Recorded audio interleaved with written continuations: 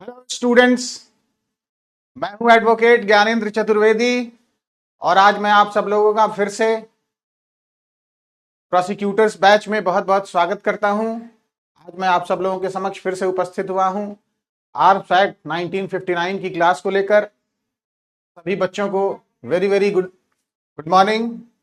Good morning Jitendra, Sabita, Akanksha, Ruchi, Sadhana, सभी लोगों को गुड मॉर्निंग। आई होप कि आप लोगों की प्रिपरेशन बहुत ही अच्छी चल रही होगी। आप लोग पूरी डेडिकेशन के साथ अपनी प्रिपरेशंस कर रहे होंगे, ये मुझे पूरा विश्वास है। और आज की इस क्लास में हम लोग आर्म्स एक्ट 1959 के जो रिमेनिंग प्रोविजंस हैं, हम उनके मेन क्वेश्चंस को देखेंगे। और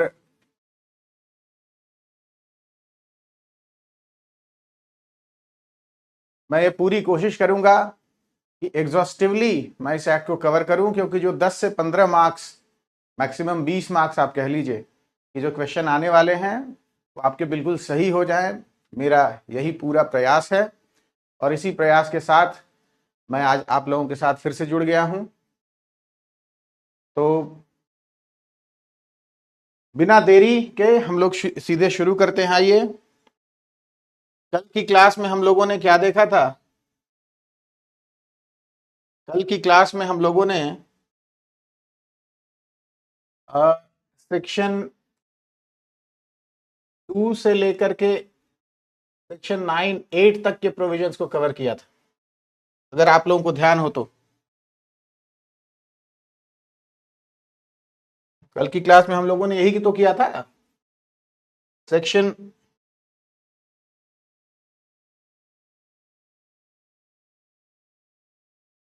कल की class, sorry, just a second. कल की क्लास में हम लोगों ने सेक्शन 2 से लेकर 8 तक के प्रोविजंस को कवर किया था, बहुत ही एग्जॉस्टिवली कवर किया था। रोमिला गुड मॉर्निंग, प्रियंका, रचित, Deepak ji very very good morning. दीपक, आप क्या वही दीपक हैं जो प्रतिभा बैच में भी थे शायद? प्रतिभा 2.0 में कानपुर से हैं आप शायद।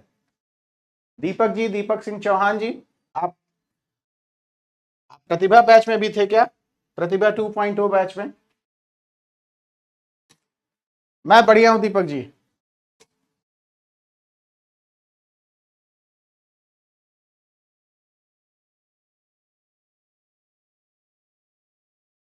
अरे चलिए, बहुत अच्छा। तो आपने दिया था एग्जाम यूपी एपीओ का प्रीलिम्स? बहुत अच्छा। दीपक मेरे पुराने स्टूडेंट हैं। प्रतिभा 2.0 बैच में भी इन्होंने बहुत ही डेडिकेशन के साथ ये बैच ज्वाइन किया था।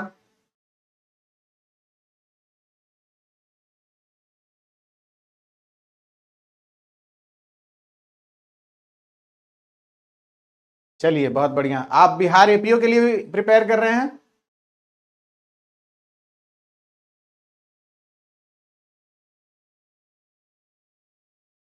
Deepak ji, you are also preparing for Bihar APO or you are focusing only upon UP APO exam? चलिए, बहुत बढ़िया। प्रियंका जी पूछ रही है, sir arms and ammunition dealership का लाइसेंस, अगर देखिए प्रियंका जी, अभी हमें स्पेसिफिक स्टैट्यूटरी प्रोविजंस पे ध्यान देना है। जो छोटे छोटे इधर उधर के क्वेश्चंस हैं उनको अभी थोड़ा सा for the time being, since we are preparing for the exam mains examination, और इसी से आपकी मेरिट डिसाइड होनी है, तो इसलिए ये क्वेश्चन जो हैं थोड़े से इररिलेवेंट जैसे हैं। ये ट्रांसफरेबल लाइसेंस होता है? आप बताइए, लाइसेंस ट्रांसफरेबल होता है? ऑटोमेटिकली ट्रांसफर हो जाता है? अच्छा, दीपक जी बिहार को फोकस नहीं कर रहे हैं, चलिए कोई बात नहीं। आप ये बताइए, कॉमन सेंस या फिर कॉमन लीगल पैरेलेंस में, अगर किसी की गाड़ी है, उसकी डेथ हो जाए, तो क्या उसके बच्चे को मिल जाएगा ऑटोमेटिकली? गाड़ी, जो व्हीकल लाइसेंस है या फिर जो व्हीकल का रजिस्ट्रेशन है, मान लीजिए आरटीओ ऑफिस से जो व्हीकल का रजिस्ट्रेशन होता है, तो व्हीकल का रजिस्ट्रेशन होने के बाद व्हीकल जिसके नाम से है, अगर उसकी डेथ हो जाए तो क्या व्हीकल ऑटोमेटिकली फैमिली मेंबर्स या उसके बच्चों को ट्रांसफर हो जाएगा?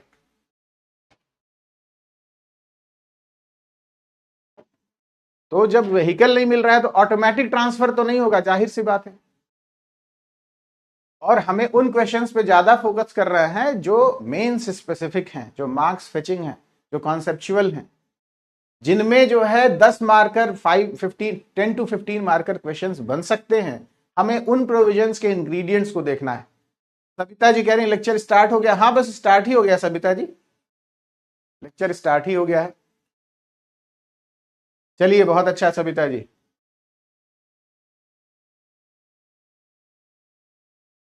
आपने ट्रांसफर कराया है ना, ऑटोमेटिक तो नहीं हुआ है। वही मैं भी कह रहा हूं कि अगर लाइसेंस को प्रायर टू डेथ ट्रांसफर कराना पड़ेगा, ऑटोमेटिकली कैसे होगा? प्रायर या आफ्टर डेथ उसको ट्रांसफर कराना पड़ेगा ना, ऑटोमेटिकली तो नहीं होगा।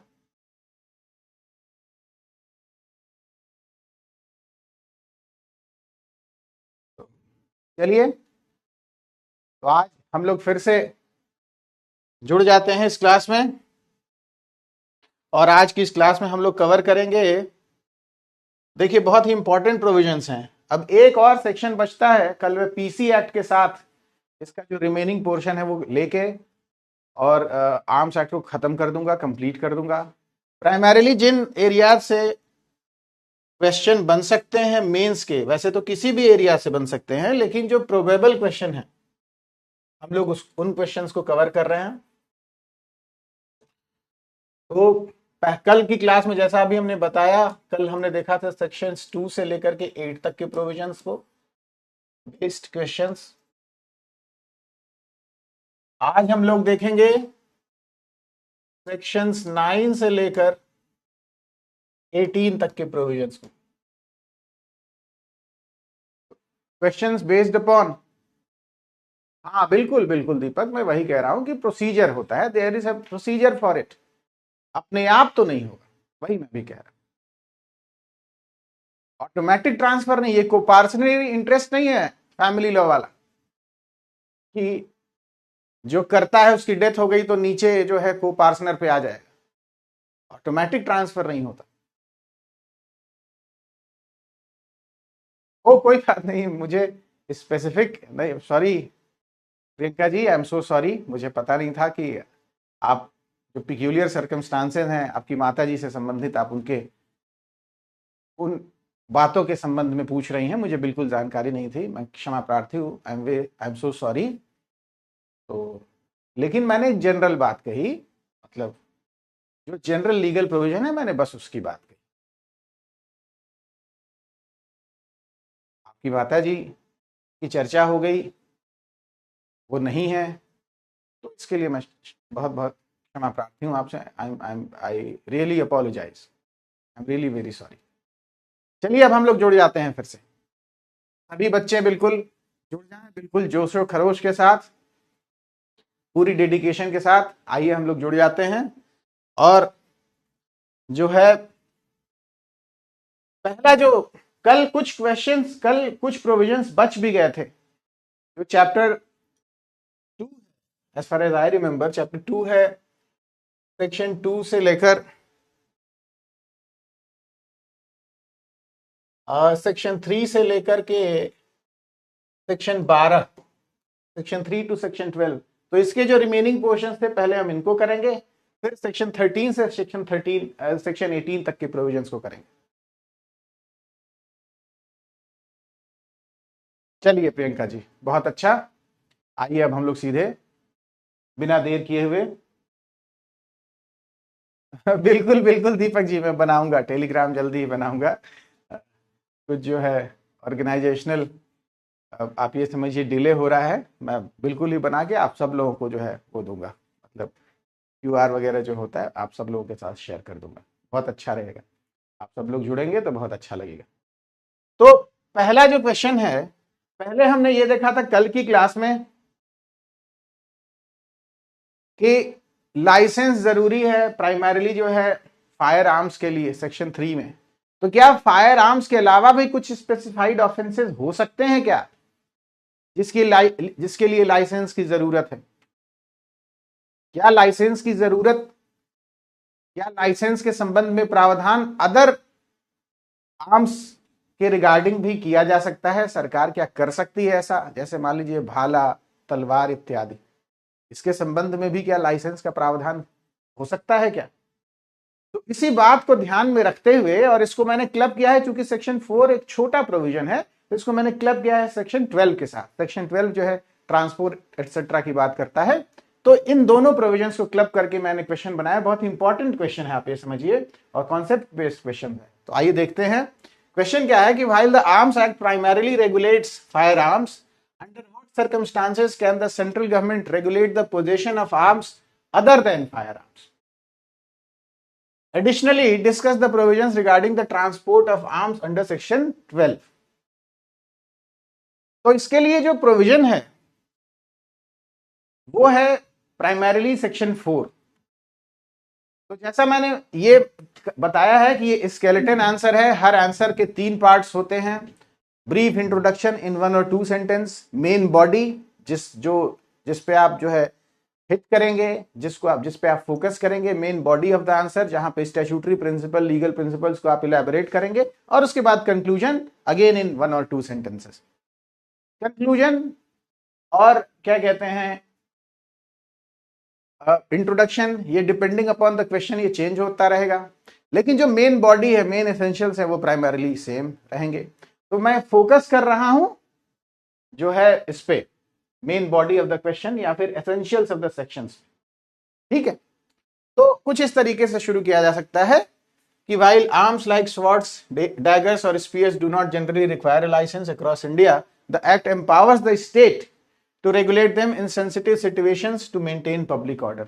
तो sensitive situations में public order maintain करने के लिए रेगुलेट करने के संबंध में लाइसेंस का प्रावधान किया जा सकता है। तो सेक्शन 4 क्या कहता है, आइए देखें जरा। Section 4 is the corresponding provision. So if the central government is of opinion that having regard to the circumstances prevailing in any area, तो पावर किसका है? ये सेंट्रल गवर्नमेंट का है। बहुत इंपॉर्टेंट बात है, ध्यान देने की बात है। सेंट्रल गवर्नमेंट का पावर है। अभी तक जितने पावर्स कल हम लोगों ने देखे सेक्शन 8 तक, सारे पावर सेंट्रल गवर्नमेंट के थे। यहां पे भी पावर जो है वो सेंट्रल गवर्नमेंट का है। तो if the central government is of opinion that having regard to the circumstances prevailing in any area, it is necessary or expedient in the public interest. तो ओपिनियन किसका है, डिस्क्रिशन किसका है? ये डिस्क्रिशन है सेंट्रल गवर्नमेंट का, उसका discretion है, उसका ओपिनियन है। उसके ऑफिसर्स अगर कम्युनिकेट करते हैं गवर्नमेंट को, तो जो है, और अगर उस कम्युनिकेशन के बेसिस पे सेंट्रल गवर्नमेंट ये ओपिनियन बनाती है, ओपिनियन फॉर्म करती है कि इट इज नेसेसरी और expedient in the public interest. Public interest में ग्राउंड क्या है? Public interest, this is the ground.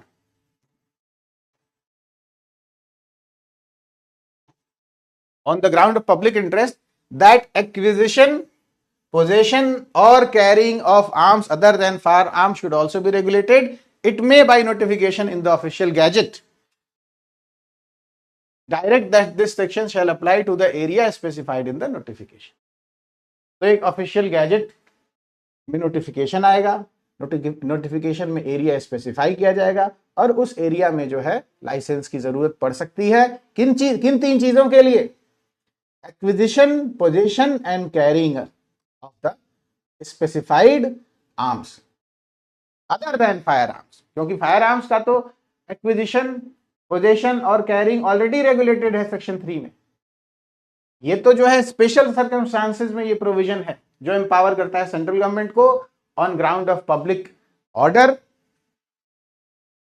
अब ये देखिए, पब्लिक इंटरेस्ट पे के ग्राउंड पे जो है ये एम्पावर करता है सेंट्रल गवर्नमेंट को कि वो जो है रेगुलेट कर सके लाइसेंस द्वारा। अब ये देखिए, ये तो डिक्लेरेशन था एक तरीके से, उसके कंसीक्वेंस क्या होंगे ये बड़ा इंपॉर्टेंट है। तो जैसे सेक्शन 3 का वायलेशन अगर होगा तो वो जो है सेक्शन 3 का वायलेशन नहीं होना चाहिए, वैसे ही सेक्शन 4 का भी वायलेशन नहीं होना चाहिए अगर जो है नोटिफिकेशन आ गया है किसी एरिया के संबंध में। तो thereupon no person shall acquire, यानी कि this is mandatory prohibition, mandatory है ये, know if and but.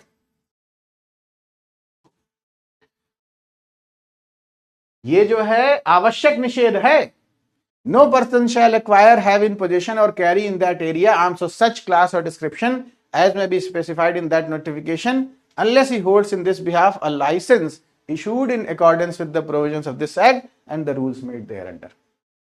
No person shall acquire, mandatory prohibition है, सीधा सीधा हिसाब है, इसमें कोई जो है कंफ्यूजन, कोई भ्रम की स्थिति है ही नहीं, सीधा सीधा। क्लियर है? अब ट्रांसपोर्ट की अगर बात करें तो ट्रांसपोर्ट के संबंध में सेक्शन 10-11 भी जो है इंपोर्ट एक्सपोर्ट की बात करता है, उसके लिए अलग से सेक्शन मैंने उसके लिए क्वेश्चन मैंने अलग से बनाया है, because those provisions are interrelated, can be interrelated in a closed manner, वो ज्यादा interrelated, they are more interrelated. यहां पे चूंकि एक जो है दो प्रोविजंस को मुझे क्लब करना था, तो इसलिए मैंने ये इस सेक्शन 12 को क्लब किया सेक्शन 4 के साथ। तो prevent large scale restriction on transport, ये सेक्शन 12 गवर्न करता है।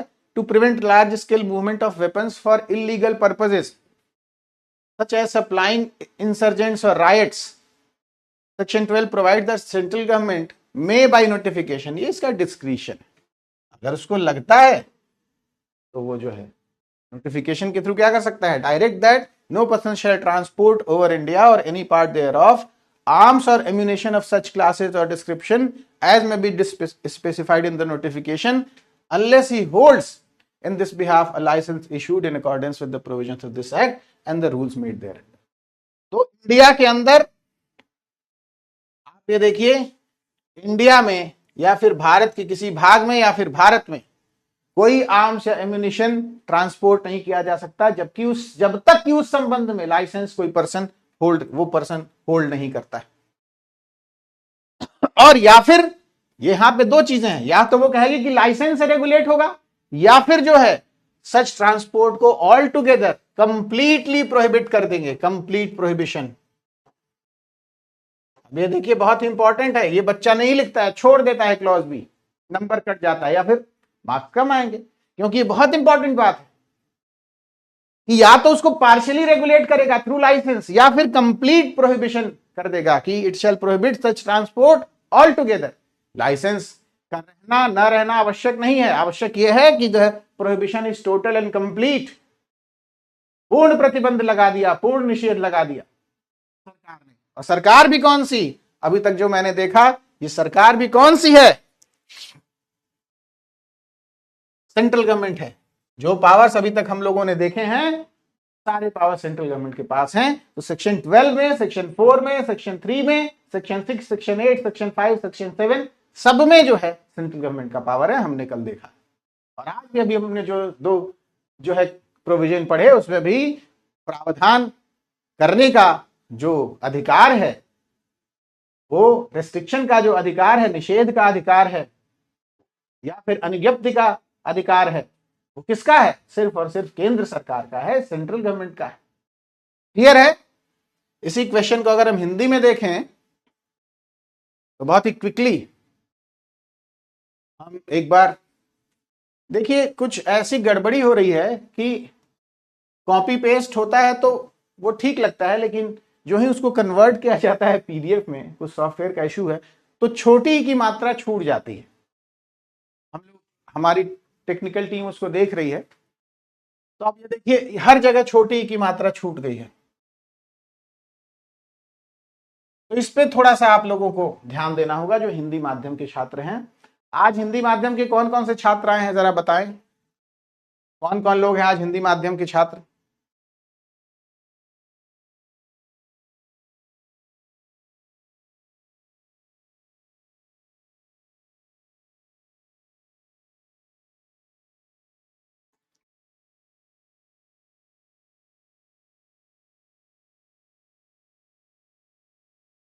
आइए चलिए शुरू, हम लोग ये आंसर को इस आंसर का एक्सप्लेनेशन जारी रखते हैं जब तक कि आप हिंदी माध्यम के छात्र बताते हैं कि कौन कौन से लोग उपस्थित हैं, हिंदी माध्यम के कौन कौन से छात्र उपस्थित हैं। जब तक कि हमें बताया जाता है तब तक हम लोग अपनी क्लासेस कंटिन्यू करते हैं। इस क्वेश्चन को हिंदी में देखते हैं। तो यद्यपि आयुध अधिनियम मुख्य रूप से आग्नेयास्त्रों को विनियमित विनियमित करता है। किन परिस्थितियों में केंद्र सरकार आग्नेयास्त्रों के अलावा अन्य आयुधों यानी कि हथियारों के कब्जे को विनियमित कर सकती है? इसके अतिरिक्त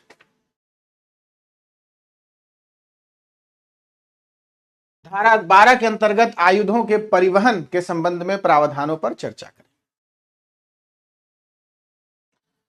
तो जैसे अब ये पूरा इंट्रोडक्शन मैं नहीं पढ़ रहा हूं, लेकिन जो है मेन जो प्रोविजन है उस पे हम लोग फोकस करते हैं, वो है सेक्शन 4 धारा 4। तो गैर आग्नेयास्त्र आयुधों का विनियमन, यदि केंद्र की सरकार की राय हो, ओपिनियन हो कि किसी क्षेत्र में विद्यमान परिस्थितियों को ध्यान में रखते हुए लोकहित में यानी कि पब्लिक इंटरेस्ट में यह आवश्यक या समीचीन है। समीचीन का मतलब एक्सपीडिएंट। अगर आप हिंदी में उत्तर लिख रहे हैं तो सभी समीचीन वर्ड का प्रयोग जरूर करें। अगर एक्सपीडिएंट शब्द आप लिख रहे हैं, आपको लिखना है तो समीचीन ही लिखिए, क्योंकि वहां पे नेसेसरी और एक्सपीडिएंट है, तो यहां आवश्यक या समीचीन कीवर्ड है। एक तरीके से आपके आंसर की क्वालिटी, आपके आंसर की लिंग्विस्टिक स्किल को इंप्रूव कर देगा। जितेंद्र जी बहुत बहुत बहुत अच्छा लगा आप आए हैं आज इस क्लास में। रुचि, जितेंद्र, बहुत बढ़िया। रुचि जी और जितेंद्र जी कल भी आप लोग थे जहां तक मुझे याद है। तो आइए हम लोग इस आंसर को कंप्लीट करें।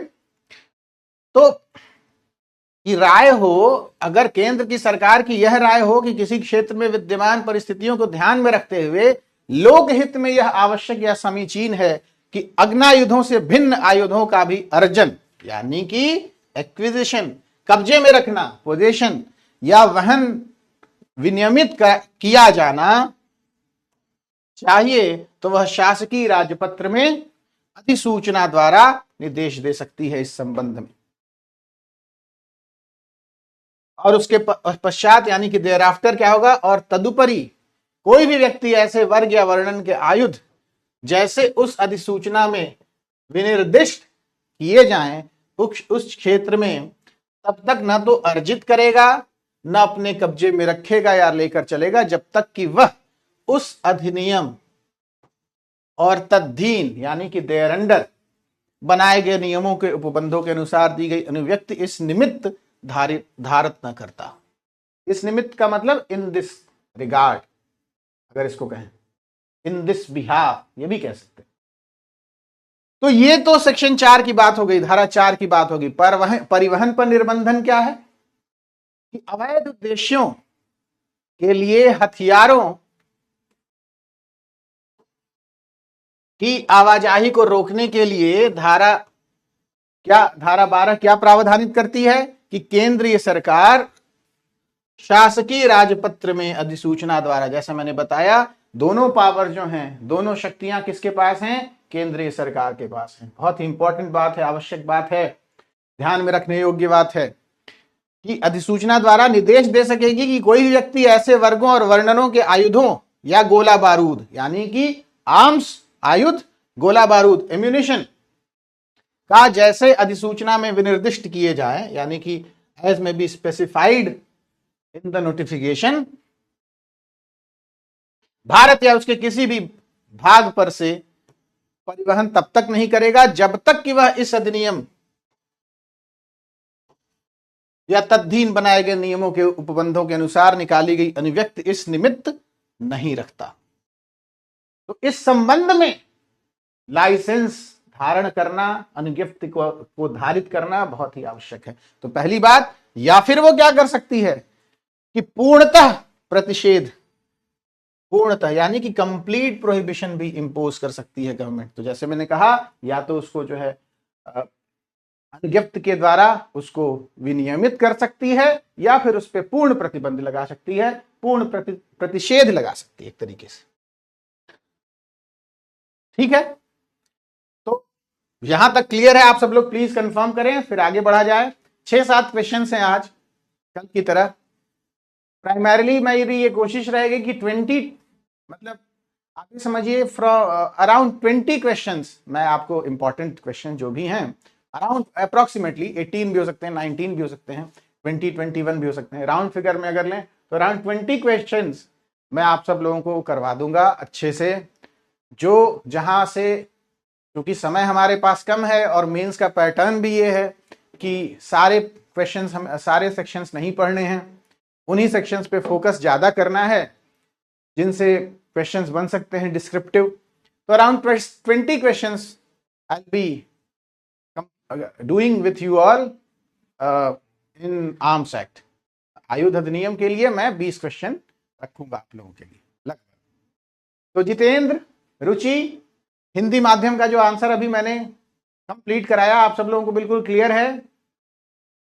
आप देखिए, मैं आप सब लोगों से गुजारिश करूंगा, चाहे वो हिंदी माध्यम के बच्चे हों या इंग्लिश मीडियम के, कि भाषाई स्तर जो है वो अच्छा रखना है, क्योंकि उससे फर्स्ट इंप्रेशन ये जाता है कि अच्छा होता है। और अगर थोड़ी बहुत ग्रामेटिकल एरर होगी तो थोड़ा सा जो एग्जामिनर है वो कहीं ना कहीं थोड़ा सा डिसअपॉइंट हो सकता है ना, उसको ये लगेगा कि अरे इतना बड़ा एग्जाम दे रहे हैं और इनको ग्रामर का ध्यान नहीं है।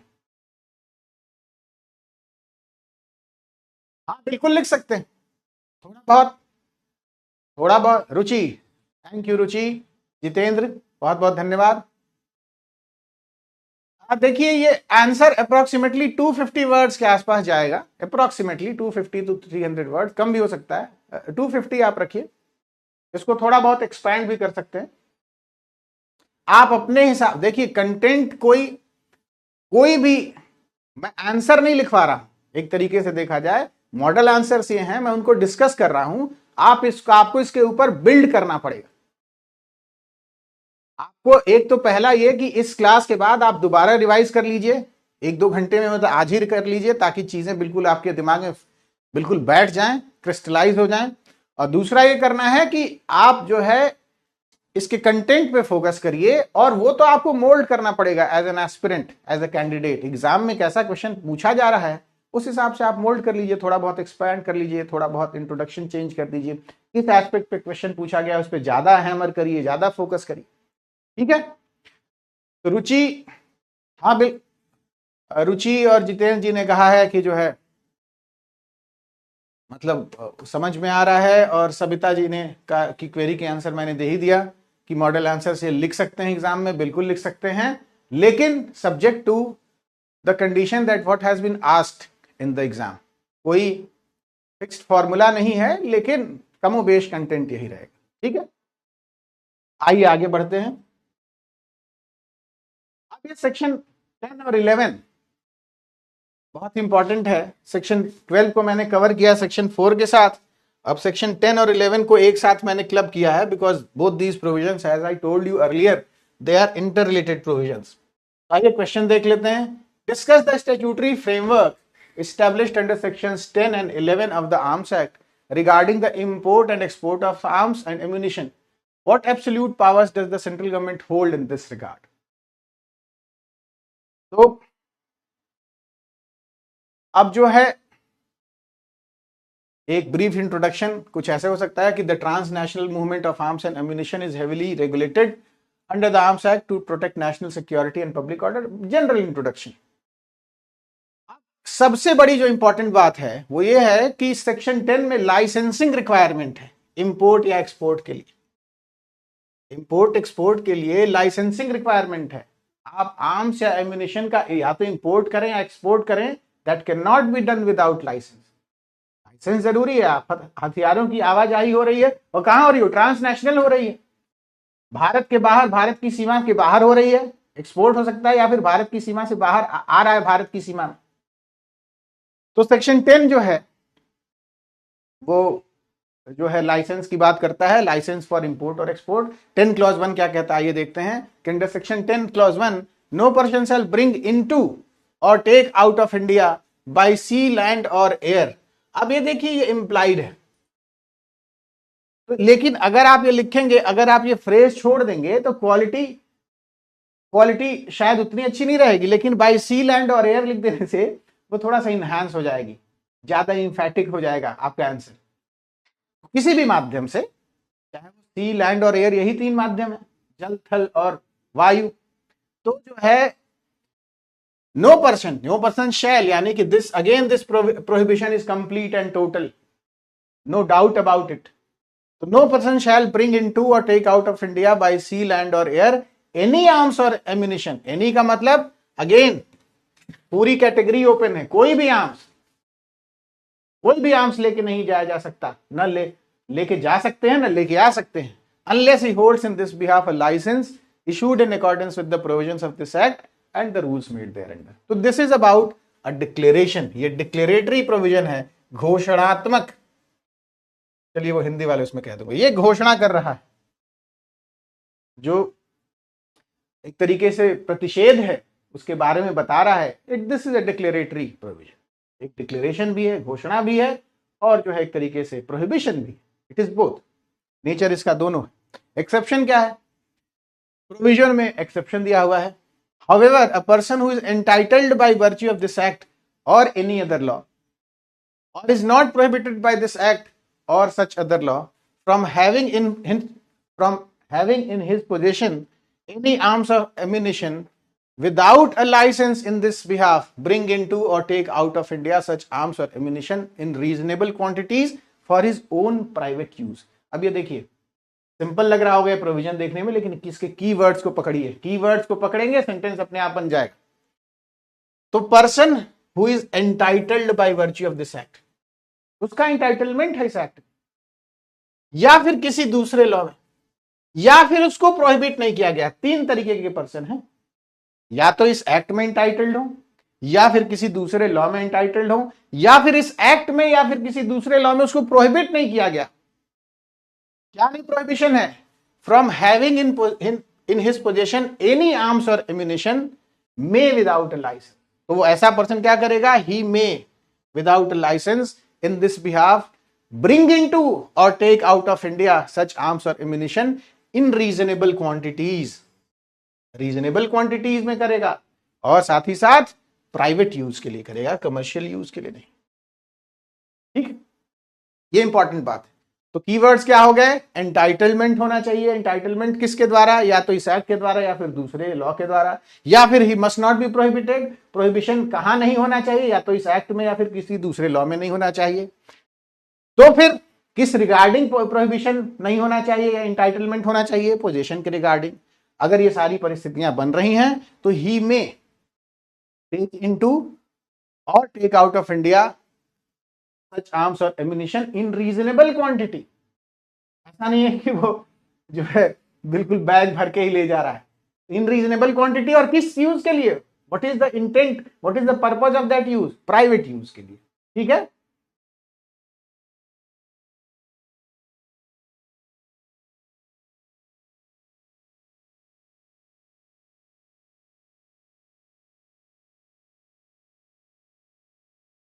अब इसमें एक और बात है कि जैसे हमने देखा था सेक्शन 12 में कि वो सेक्शन 12 में वो मूवमेंट को लाइसेंस के थ्रू रेगुलेट कर सकते थे या फिर कंप्लीट प्रोहिबिशन कर सकते थे। यहां पे भी सेक्शन 10 और 11 में यही बात है। सेक्शन 10 में कंप्लीट लाइसेंस के थ्रू रेगुलेट कर रहे हैं, सेक्शन 11 में एब्सोल्युटली रेगुलेट कर रहे हैं, कंप्लीटली रेगुलेट कर रहे हैं। तो absolute power to regulate, absolute power to prohibit, उसमें क्या है कि while section 10 regulates movement via licensing, section 11 grants the central government the absolute overriding power to outright prohibit the import or export of any arms। Section 11 provides that the central government may by notification in the official gazette prohibit the bringing of into or taking out of India arms or ammunition of such class and description as may be prescribed in the notification। तो जो उस notification में prescribed है उस class के, उस description के arms या एम्यूनिशन को के संबंध में वो कंप्लीट प्रोहिबिशन जो है जारी कर सकता है नोटिफिकेशन के द्वारा। तो वहां पे लाइसेंसिंग के द्वारा रेगुलेट कर रहे थे इंपोर्ट एक्सपोर्ट को, यहां पे कंप्लीटली प्रोहिबिट कर रहे हैं for certain class. Prohibition is with regard to certain class और डिस्क्रिप्शन ऑफ द आर्म्स और एम्यूनिशन, और वो क्लास और डिस्क्रिप्शन कहां दिया हुआ है? Notification of the central government पे दिया हुआ है। तो यहां पे भी जो पावर है सेक्शन 10(11) में वो भी सेंट्रल गवर्नमेंट का है, केंद्र की सरकार। ठीक है, तो इसी बात को अगर हम हिंदी में देखें तो आयात या आयुध अधिनियम एक बार हम हिंदी में भी इस प्रश्न को देख लें। आयुध अधिनियम 1959 की धारा 10 और 11 के अंतर्गत आयुध और गोला बारूद के आयात और निर्यात के संबंध में स्थापित वैधानिक ढांचे पर चर्चा करें। इस संबंध में केंद्र सरकार के पास कौन सी शक्तियां हैं? आयात तो उत्तर कुछ इस प्रकार हो सकता है। ब्रीफ इंट्रोडक्शन, एक लाइन में संक्षेप में।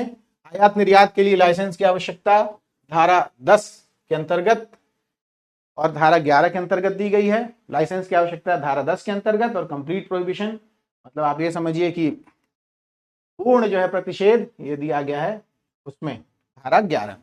तो धारा 10 की अगर बात करें तो धारा 10 उपधारा 1 के अंतर्गत कोई भी व्यक्ति किन्हीं भी आयुधों या गोला बारूद को समुद्र, भूमि या वायु मार्ग द्वारा तब तक न तो भारत में लाएगा न वहां से बाहर ले जाएगा जब तक कि वह इस अधिनियम और तदधीन बनाए गए नियमों के उपबंधों के अनुसार दी गई अनुज्ञप्ति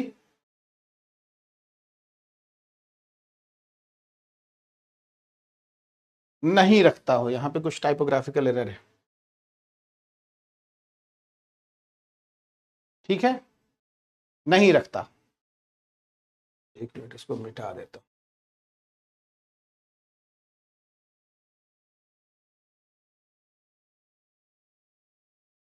ठीक है, अपवाद क्या है? अपवाद इसमें दो हैं, जैसे कि अभी मैंने डिस्कस किया। वह व्यक्ति जो आयुध या गोला बारूद अपने कब्जे में रखने के लिए इस अधिनियम या किसी अन्य तत्समय प्रवृत्त विधि के आधार पर, यानी कि लॉ इन फोर्स, तत्समय प्रवृत्त लॉ इन फोर्स के आधार पर हकदार है या इस अधिनियम या ऐसी अन्य विधि द्वारा प्रतिषिद्ध नहीं है, यानी कि प्रोहिबिटेड नहीं है, तो या तो प्रतिषिद्ध ना हो, या तो उसके ऊपर कोई प्रतिषेध ना हो, या फिर जो है वो परमिटेड। प्रतिषिद्ध कहां ना हो? या तो आर्म्स एक्ट में ना हो या फिर किसी दूसरे विधि में ना हो। परमिशन भी कहां पे हो? या तो आर्म्स एक्ट में हो, आयुध अधिनियम में हो, या फिर जो है किसी दूसरी अन्य विधि में हो जो तत्समय प्रवृत्त हो। वह अपने प्राइवेट उपयोग के लिए युक्त मात्रा में, रीजनेबल अमाउंट्स में ऐसे आयुध या गोला बारूद इस निमित्त अनुज्ञप्ति के बिना भारत में ले जा सकता है या फिर वहां से बाहर ले जा सकता है। भारत में ले जा सकता है या फिर वहां से बाहर ले जा सकता है।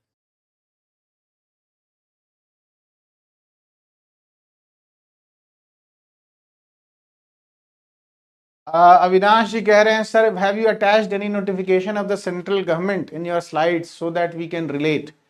No, I don't have, I haven't, because there is no requirement as to such attachment। उसकी आवश्यकता नहीं है क्योंकि समय कम है और आपको ये जो प्रोविजंस में बता रहा हूं ये सेक्शन 10 और 11 में दिए गए हैं। कमेंट्री तो हम पढ़ नहीं रहे हैं, हम एग्जाम की प्रिपरेशन कर रहे हैं, एग्जाम ओरिएंटेड। वहां नोटिफिकेशन आपसे पूछा नहीं जाएगा, बस ये पावर देखा जाएगा कि किस सेक्शन में पावर है, किस प्रोविजन में पावर है कि वो नोटिफिकेशन जारी कर सकता है।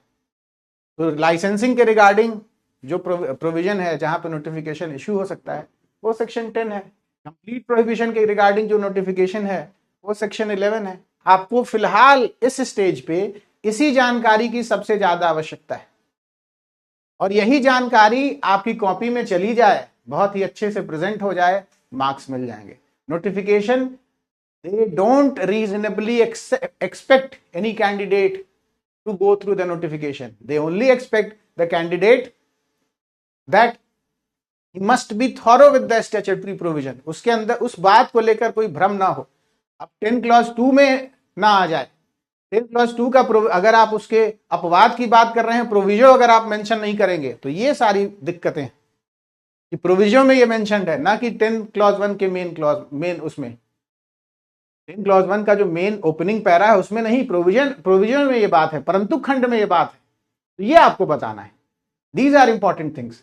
नोटिफिकेशन, ईश्वर कृपा से आप जब बन जाएंगे तब नोटिफिकेशन पढ़ने का आपको खूब मौका मिलेगा। You will be required to read the notification and also you will be required to contest the case on behalf of the state by perusing or by reading that notification। तो ये सारे मौके आपको मिलेंगे। अभी इस परीक्षा में, इस एग्जाम में यही अपेक्षित है कि जो सेक्शंस हैं, सेक्शन नंबर सही याद हो जाए। सिलेबस बहुत ज्यादा है, और साथ ही साथ जो है आप सेक्शन नंबर को गलत मत लिखिए, अगर कंफ्यूजन है तो गलत मत लिखिए, लिख दीजिए। अगर मान लीजिए आपको क्लॉजेज में कंफ्यूजन है, सेक्शन 10 लिख दीजिए। लेकिन आप सेक्शन 10 लिखेंगे, प्रोविजन नहीं लिखेंगे, तो एग्जामिनर के दिमाग में मैसेज जाएगा कि you did not remember at that time कि ये कहां दिया हुआ है। क्योंकि कोई बच्चा जिसको याद है वो प्रोविजन लिखेगा। वही बच्चा नहीं लिखेगा जो जिसको याद नहीं, या फिर जिसके पास समय की कमी है। तो फोकस हमारा इधर है, ठीक है। आइए आगे बढ़ते हैं।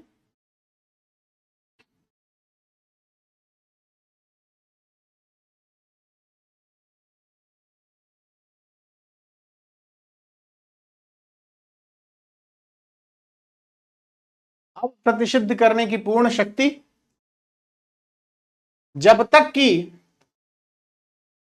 जबकि धारा 10 लाइसेंसिंग के माध्यम से, अनुज्ञप्ति के माध्यम से आवाजाही को विनियमित करती है। धारा 11 जो है केंद्र सरकार को किसी भी हथियार के आयात या निर्यात को पूरी तरह से प्रतिषिद्ध करने की पूर्ण और अध्यारोही यानी कि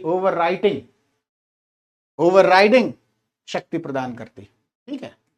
ये ओवरराइडिंग प्रोविजन है। अगर ऐसा है तो जो, और ये किसके संबंध में होगा, उसी क्लास या फिर उसी डिस्क्रिप्शन के आर्म्स या एम्यूनिशन के संबंध में होगा जिनके बारे में चर्चा की गई है नोटिफिकेशन में। नोटिफिकेशन मतलब वो जो ऑफिशियल गैजेट में जो नोटिफिकेशन आया है, तो जिस क्लास या डिस्क्रिप्शन के ऑफेंस आर्म्स या एम्यूनिशन जो वहां दिए गए हैं, वही उन्हीं के संबंध में कंप्लीट या टोटल प्रोहिबिशन होगा, and that is an overriding provision. धारा 11 यह उपबंधित करती है। थैंक यू अविनाश जी, बहुत अच्छा, आप जुड़े रहे हमारे साथ। आइए हम लोग आगे बढ़ते हैं। देखिए हमारा सीधा फंडा है कि जो इंपॉर्टेंट है हम उसको बार बार पढ़ेंगे, कई बार पढ़ेंगे। समय हमारे पास है तो इतना पढ़ेंगे कि बिल्कुल याद ही हो जाए, नींद में भी वही। अगर हमसे कोई कहे कि एक अच्छा आंसर लिख दीजिए जिसपे अप्रोक्सीमेटली 55% आंसर मिल जाए, हम इतना पढ़ेंगे कि हम किसी भी परिस्थिति में लिख सकते हैं। जो इररिलेवेंट है या फिर जो कम रिलेवेंट है हम उस पर कम ध्यान देंगे, जो इररिलेवेंट है उस पर बिल्कुल भी नहीं ध्यान देंगे। फोकस हमारा ये है। एग्जाम निकलने के बाद आपके पास तो पूरा, आप ये समझिए, if you are somewhere around 25, 26, 30, आपके पास तो 30 साल हैं जीवन के, पूरा जीवन सेवा में ही निकल जाएगा। खूब अपॉर्चुनिटीज मिलेंगी, इतनी अपॉर्चुनिटीज कि आप ये समझिए कि आर्म्स एक्ट की स्पेशल कोर्ट होगी। आप जब मान लीजिए एपीपी से पीपी बनेंगे तो आप किस कोर्ट में जाएंगे कौन जान रहा है। कोई आप जो सिलेक्ट होगा, कोई आर्म्स एक्ट वाली कोर्ट में चला जाएगा, कोई पॉक्सो में चला जाएगा, कोई एससी एसटी में चला जाएगा, कोई पीसी एक्ट वाले उसमें चला जाएगा। हालांकि पीसी एक्ट में तो सीबीआई के वो जाते हैं, लेकिन फिर भी डेपुटेशन पे भी लोग स्टेट सर्विसेज पे जाते हैं, स्टेट सर्विसेज से डेपुटेशन में भी लोग जाते हैं। या फिर सीबीसीआईडी के जो केसेस देखते हैं, जो स्टेट विजिलेंस होती है, हर स्टेट की अपनी विजिलेंस होती है, तो आप वहां चले जाएंगे तो बहुत मौके मिलेंगे आप लोगों को। अभी तो बस ये है कि पूरी तन्मयता के साथ तैयारी करनी है, अपना 100% देना है। जो रिलेवेंट है उसको बार बार पढ़ना है, जो नहीं रिलेवेंट है उसको छोड़ देना है, जो कम रिलेवेंट है उस पर कम ध्यान देना है। और ये सब करने के बाद एग्जाम में परफॉर्म अच्छा करना है। तो you have to control your nerves, आपको अपने आप को बिल्कुल नियंत्रित करके एग्जाम लिखना है। तो स्ट्रैटेजी यही होनी चाहिए, ठीक है अविनाश जी। आइए आगे बढ़ते हैं, सभी लोग आगे बढ़ते हैं। कि केंद्रीय सरकार, धारा 11 यह उपबंधित करती है कि केंद्रीय सरकार शासकीय राजपत्र में, ऑफिशियल गैजेट में, अधिसूचना द्वारा ऐसे वर्गों और वर्णनों के आयुधों या गोला बारूद को जैसे अधिसूचना में विनिर्दिष्ट किए जाएं, एज में B specified in the notification, Bharat के अंदर लाए या भारत के बाहर ले जाने का प्रतिषेध कर सकेगी, प्रोहिबिट कर सकेगी। तो ये जो है 10 सेक्शन 10 और 11 से इंपॉर्टेंट रिलेटेड बहुत ही इंपॉर्टेंट क्वेश्चन था। I hope it is clear to all of you. Clear है? प्लीज आप सब लोग कंफर्म करें, फिर मैं अगले प्रावधान की तरफ बढ़ता हूं।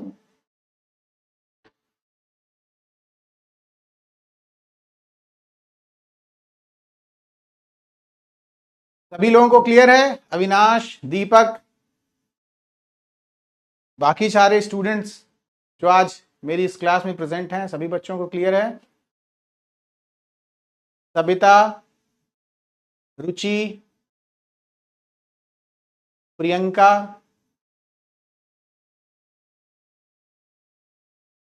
रचित, जितेंद्र, सभी बच्चों को क्लियर है? चलिए बहुत अच्छा। आंसर राइटिंग रिव्यू कब होगा? आंसर राइटिंग रिव्यू के लिए मैं बात करता हूं मैनेजमेंट से, और फिर मैं आप सब लोगों को सूचित करता हूं। इस बारे में फिलहाल मुझे कोई जानकारी नहीं है कि रिव्यू का क्या सिस्टम है। अगर कोई ग्रुप वगैरह बनेगा टेलीग्राम पे, और अगर आप लोग आंसर्स लिख के इस पे डालेंगे तो वो भी किया जा सकता है।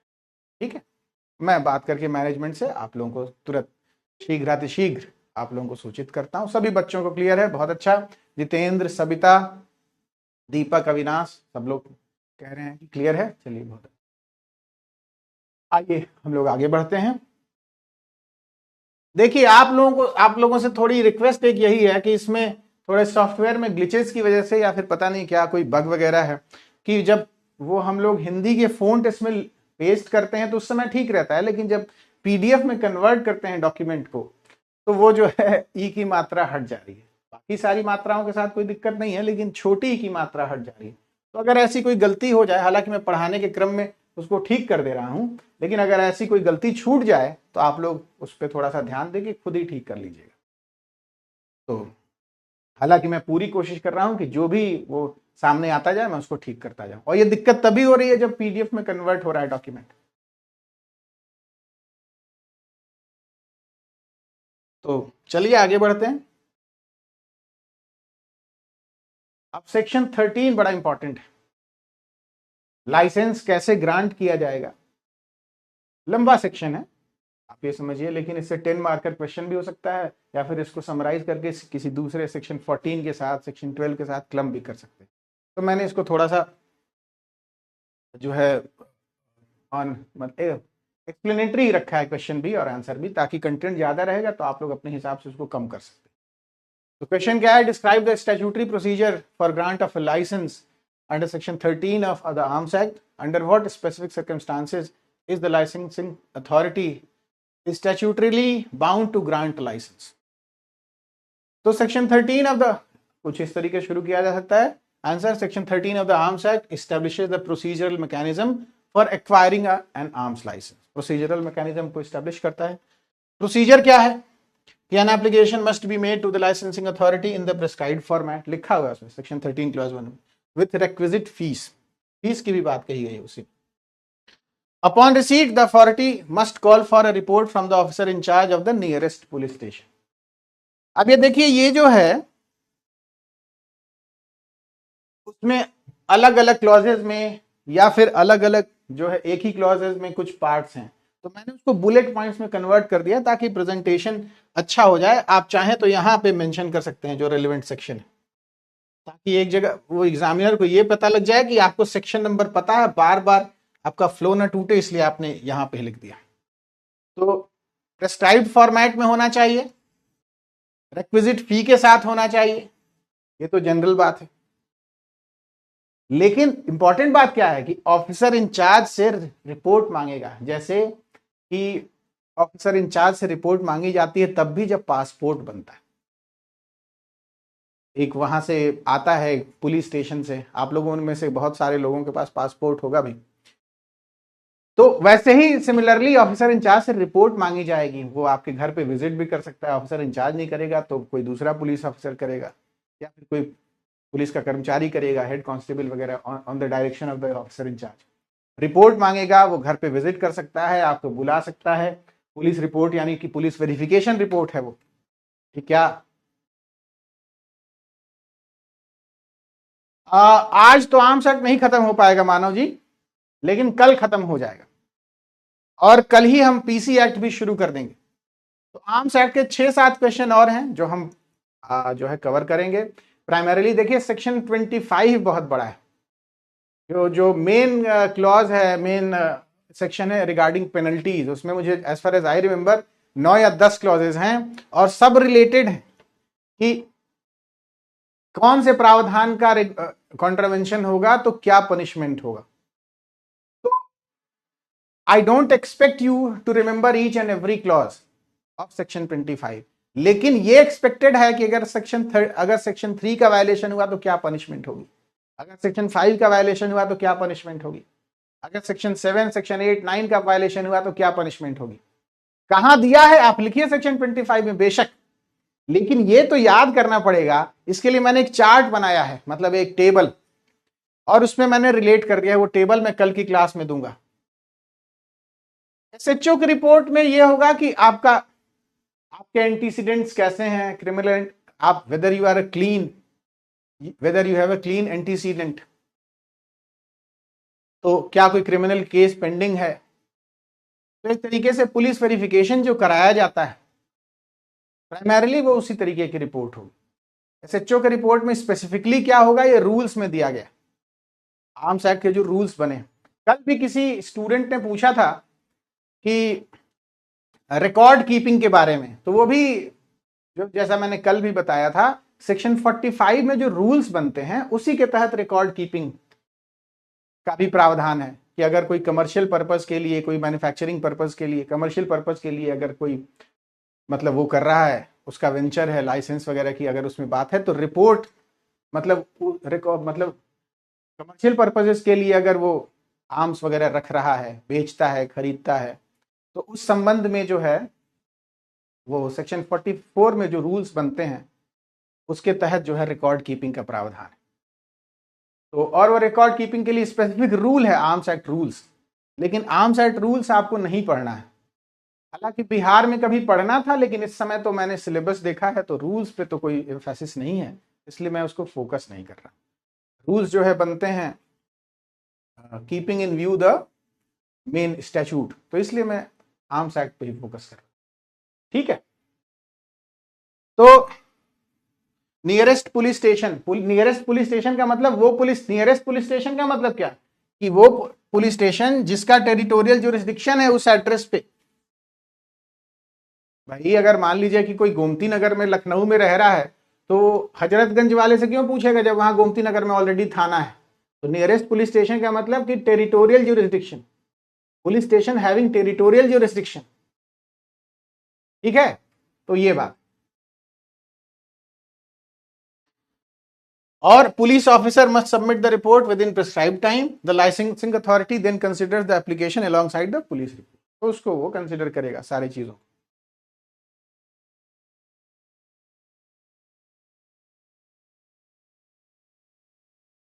अब जो है when is the licensing authority bound to grant license, so the licensing authority shall grant a license under section 3 if it is satisfied that the applicant, who is a citizen of India, requires a smooth bore gun for protection or sport, या फिर crop protection specifically for the destruction of wild animals causing injury to humans, cattle or crops. For other firearms the authority may grant the license if satisfied that the applicant has a good reason for obtaining. अब ये good reason जो है वेग है, बहुत ही वो wide है। युक्त कारण जो है, अब ये युक्त कारण कौन डिसाइड करेगा, ये लाइसेंसिंग अथॉरिटी डिसाइड करेगा।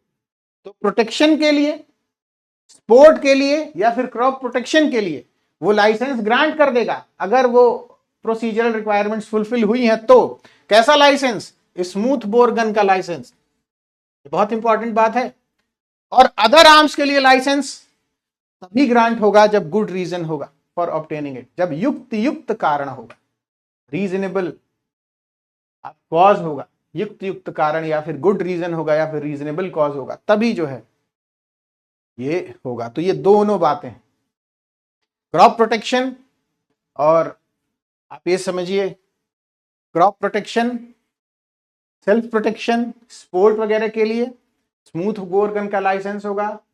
दूसरे तरीके का, दूसरे आर्म्स के संबंध में लाइसेंस ये जो है तभी ग्रांट होगा when the licensing authority satisfied that there is good reason for obtaining such licence. ठीक है, तो अब देखिए सेक्शन, इसी बात को अगर हम हिंदी में देखें, आयुध अधिनियम 1959 की धारा 13 के अंतर्गत लाइसेंस प्रदान करने की वैधानिक प्रक्रिया का वर्णन करें। किन विशिष्ट परिस्थितियों में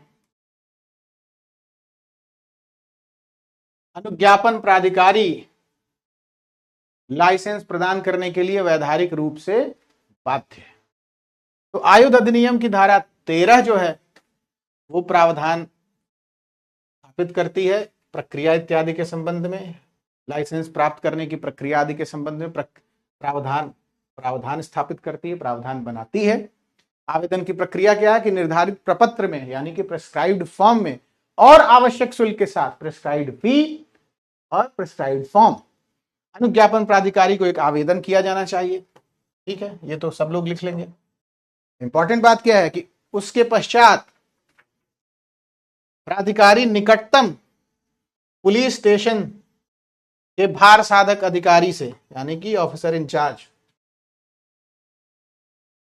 से एक रिपोर्ट मांगेगा, रिपोर्ट तलब करेगा भी कह सकते हैं। पुलिस अधिकारी को, भार साधक पुलिस अधिकारी को निर्धारित समय के भीतर यह रिपोर्ट प्रस्तुत करना अनिवार्य है। भार साधक अधिकारी को और क्या कहते हैं हिंदी में? हिंदी में कोई बता सकता है? दीपक जी जरूर बता देंगे। हिंदी में ऑफिसर इंचार्ज को और क्या कहते हैं? आपने तो खूब एप्लीकेशन लिखा होगा दीपक जी FIR रजिस्ट्रेशन कराने के लिए। कोई भी बता सकता है कि ऑफिसर इंचार्ज को क्या कहते हैं? थानाध्यक्ष महोदय, सेवा में थानाध्यक्ष महोदय। स्टेशन हाउस ऑफिसर हालांकि उसकी स्पेसिफिक वो होती है मतलब, तो लेकिन थानाध्यक्ष भी कह सकते हैं। लेकिन चूंकि इसमें जो कीवर्ड है ऑफिसर इंचार्ज है और उसमें भी जो बेयर एक्ट है उसमें भार साधक अधिकारी ही लिखा हुआ है, इसलिए मैंने इस कीवर्ड को यूज किया। अगर नहीं आए तो थानाध्यक्ष भी लिख सकते हैं, लेकिन बेटर है। ग्रेट आंसर कैसे बनता है कि वही कीवर्ड यूज किया जाए जो बेयर एक्ट में है। कीवर्ड, लैंग्वेज नहीं, कीवर्ड। आपको लैंग्वेज नहीं रखनी है लेकिन कीवर्ड एक भी नहीं छोड़ना है, जो मुख्य पद हैं उनको नहीं छोड़ना। ठीक है, भार साधक तो मैं बता ही रहा था। चलिए कोई बात नहीं दीपक जी, मैंने वो कर दिया। थानाध्यक्ष भी कहते हैं, थानाध्यक्ष महोदय। थानाध्यक्ष लिख सकते हैं अगर आपको माइंड से स्किप हो रहा है, लेकिन क्यों ही स्किप होगा? प्रभारी अधिकारी भी कह सकते हैं, ठीक है, लेकिन भार साधक ज्यादा अप्रोप्रिएट है because this term is used in BNSS also and also थाना प्रभारी भी कह सकते हैं, थानाध्यक्ष भी कह सकते हैं। बिल्कुल, सविता जी भी बिल्कुल सही कह रही। तो अब तो हिंदी में एक और टर्म आ गया, स्टेशन हाउस ऑफिसर को कहते हैं स्टेशन हाउस अधिकारी। दिल्ली के कुछ डॉक्यूमेंट्स हैं, मैंने लिटिगेशन के दौरान देखा कि उसमें स्टेशन हाउस अधिकारी लिखा हुआ था। तो these terms can be used interchangeably, लेकिन so as far as the used in the bare act is concern, तो वहां पे भार साधक अधिकारी ही लिखा है। ठीक है, आइए आगे बढ़ते हैं। बाध्यकारी परिस्थितियां क्या हैं? तो धारा 13 उपधारा 3 में दिया गया है कि अनुज्ञापन प्राधिकारी धारा 3 के अंतर्गत लाइसेंस प्रदान करेगा यदि वह संतुष्ट है कि आवेदक जो कि भारत का नागरिक है को निम्नलिखित के लिए एक स्मूथ बोर गन की आवश्यकता है। फसल सुरक्षा के अलावा जो है, एक मिनट, ये वाला थोड़ा सा उसमें लगता है, मैं लिख देता हूं अभी।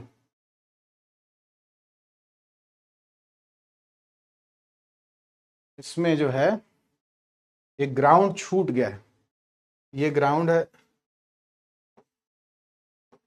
सुरक्षा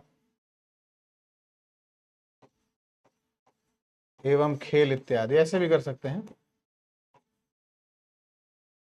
तो स्पोर्ट के लिए या फिर स्वयं की सुरक्षा के लिए, फसल की सुरक्षा के लिए, तो मनुष्यों, मवेशियों या फसलों को नुकसान पहुंचाने वाली वाले जंगली जानवरों को नष्ट करने के लिए, और अन्य आग्नेयास्त्रों के लिए प्राधिकारी लाइसेंस प्रदान कर सकता है जब वह संतुष्ट है कि आवेदक के पास इसे प्राप्त करने का युक्त कारण है, यानी कि रीजनेबल कॉज है। ठीक है, तो इस तरीके से जो है ये हमने सेक्शन 13 से रिलेटेड ये जो इंपॉर्टेंट क्वेश्चन है हमने उसको देखा। ठीक है, आइए आगे बढ़ते हैं। यहां तक आप सब लोगों को बिल्कुल क्लियर है? प्लीज कंफर्म करें, क्लियर है, सब कुछ समझ में आ रहा है, बढ़िया जा रहा है सब कुछ?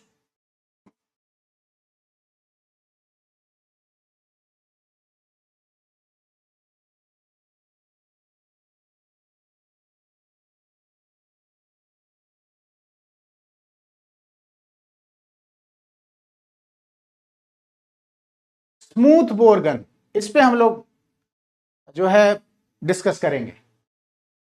स्मूथ बोर गन ये एक इंपॉर्टेंट कॉन्सेप्ट है, ये हम लोग एक बार क्लास से खत्म हो जाए तो मैं रिलेट कर दूंगा उससे। ये अच्छा क्वेश्चन अविनाश जी ने पूछा है। स्मूथ बोर गन एक तरीके की, आप ये समझिए, गन्स की कैटेगरी है, जो आप ये समझिए कि क्या उसको कहें कि लाइट गन्स उस कैटेगरी में आती हैं। स्मूथ बोर गन के लिए एक छोटा सा डिस्क्रिप्शन भी मैं आप लोगों को दूंगा, अगर समय बचता है तो आज की इस क्लास में ही दे दूंगा, ठीक है? आइए हम लोग पहले क्वेश्चंस देख लें, क्योंकि ये मुझे जहां तक लगता है 3 या 4 क्वेश्चंस और बचते हैं, उसके बाद अगर समय मिला तो मैं आई डील विद दैट। तो डिस्कस द एक्सप्लिसिट, अगला क्वेश्चन है सेक्शन 14 से रिलेटेड, आइए देख लेते हैं एक बार। Discuss the explicit statutory grounds enumerated under section 14 of the arms act on which a licensing authority can refuse to grant a firearm license. Can an application be rejected merely because the applicant lacks sufficient property? अब ये question एक जगह और पहले पूछा गया है, और कि अगर सफिशिएंट प्रॉपर्टी नहीं है तो क्या लाइसेंस रिजेक्ट हो सकता है? क्यों पूछा गया है? Because there is specific prohibition with regard to that, और वो सेक्शन 14 में ही है। तो इसलिए जो है ये इस एस्पेक्ट को भी डील किया है मैंने। तो अब सेक्शन 14 जो है ग्राउंड्स को एग्जॉस्टिवली डील करता है। सेक्शन 14 क्लॉज 1 में ग्राउंड्स हैं, तो वो क्या कह रहा है कि not with standing anything in section 13। इसका मतलब क्या हुआ कि सेक्शन 14 जो है वो नॉन ऑब्स्टेंट प्रोविजन है ना, नॉट विथ स्टैंडिंग से शुरू हो रहा है, यानी कि नॉन ऑब्स्टेंट क्लॉज है कि अगर, ये मैं आप लोगों को समझाने के लिए कह रहा हूं ताकि आप लोगों को याद रहे कि अगर 13 और 14 में क्लैश हो गया कभी तो 14 जो है प्रिवेल कर जाएगा, because it starts with non obstante clause. Notwithstanding anything in section 13 licensing authority shall refuse to grant, ये नहीं है, शैल है, उसके ऊपर एक मैंडेट, पावर भी है और मैंडेट भी है। A license under section 3, section 4 or section 5 where such license is required in respect of any prohibited arms or prohibited ammunition। पहली बात तो यह है कि prohibited arms और ammunition के रिगार्डिंग लाइसेंस दिया ही नहीं जाए, प्रावधान ही नहीं है।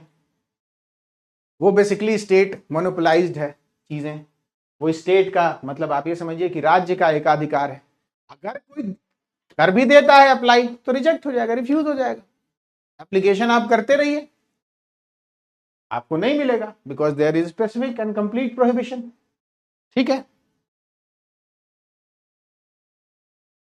A license in any other case under chapter 2, यही chapter, where such license is required by a person whom the licensing authority has reason to believe to be prohibited by this act or by any other law for the time being in force from acquiring, having in possession or carrying any arms or ammunition।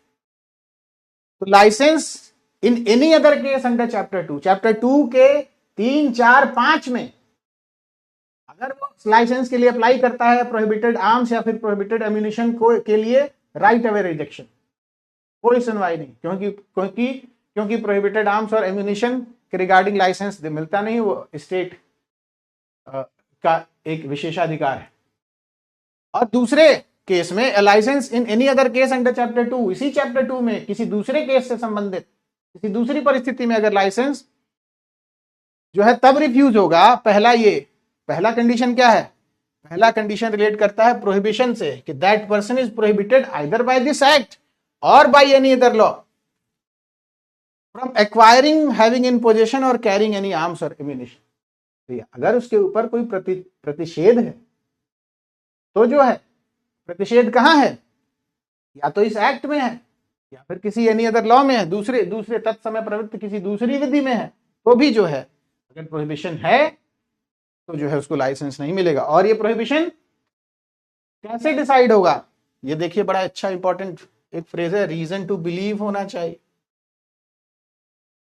Reason to believe होना चाहिए किसको, licensing authority को। अगर if the licensing authority has reason to believe that there is prohibition upon such person either under this act or under any other law for the timing in force, then it shall not grant. ठीक है,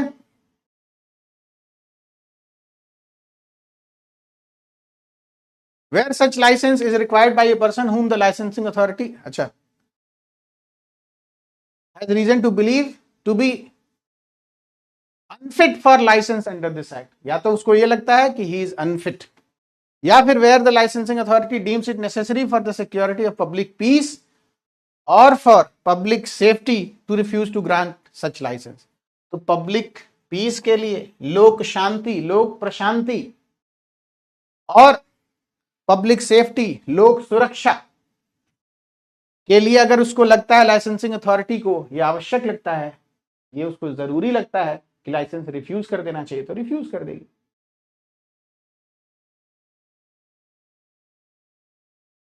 एक और चीज यहां छूट गई थी, ये देखिए यहां पे शायद आप लोगों को दिख रहा हो, ये अनसाउंड माइंड।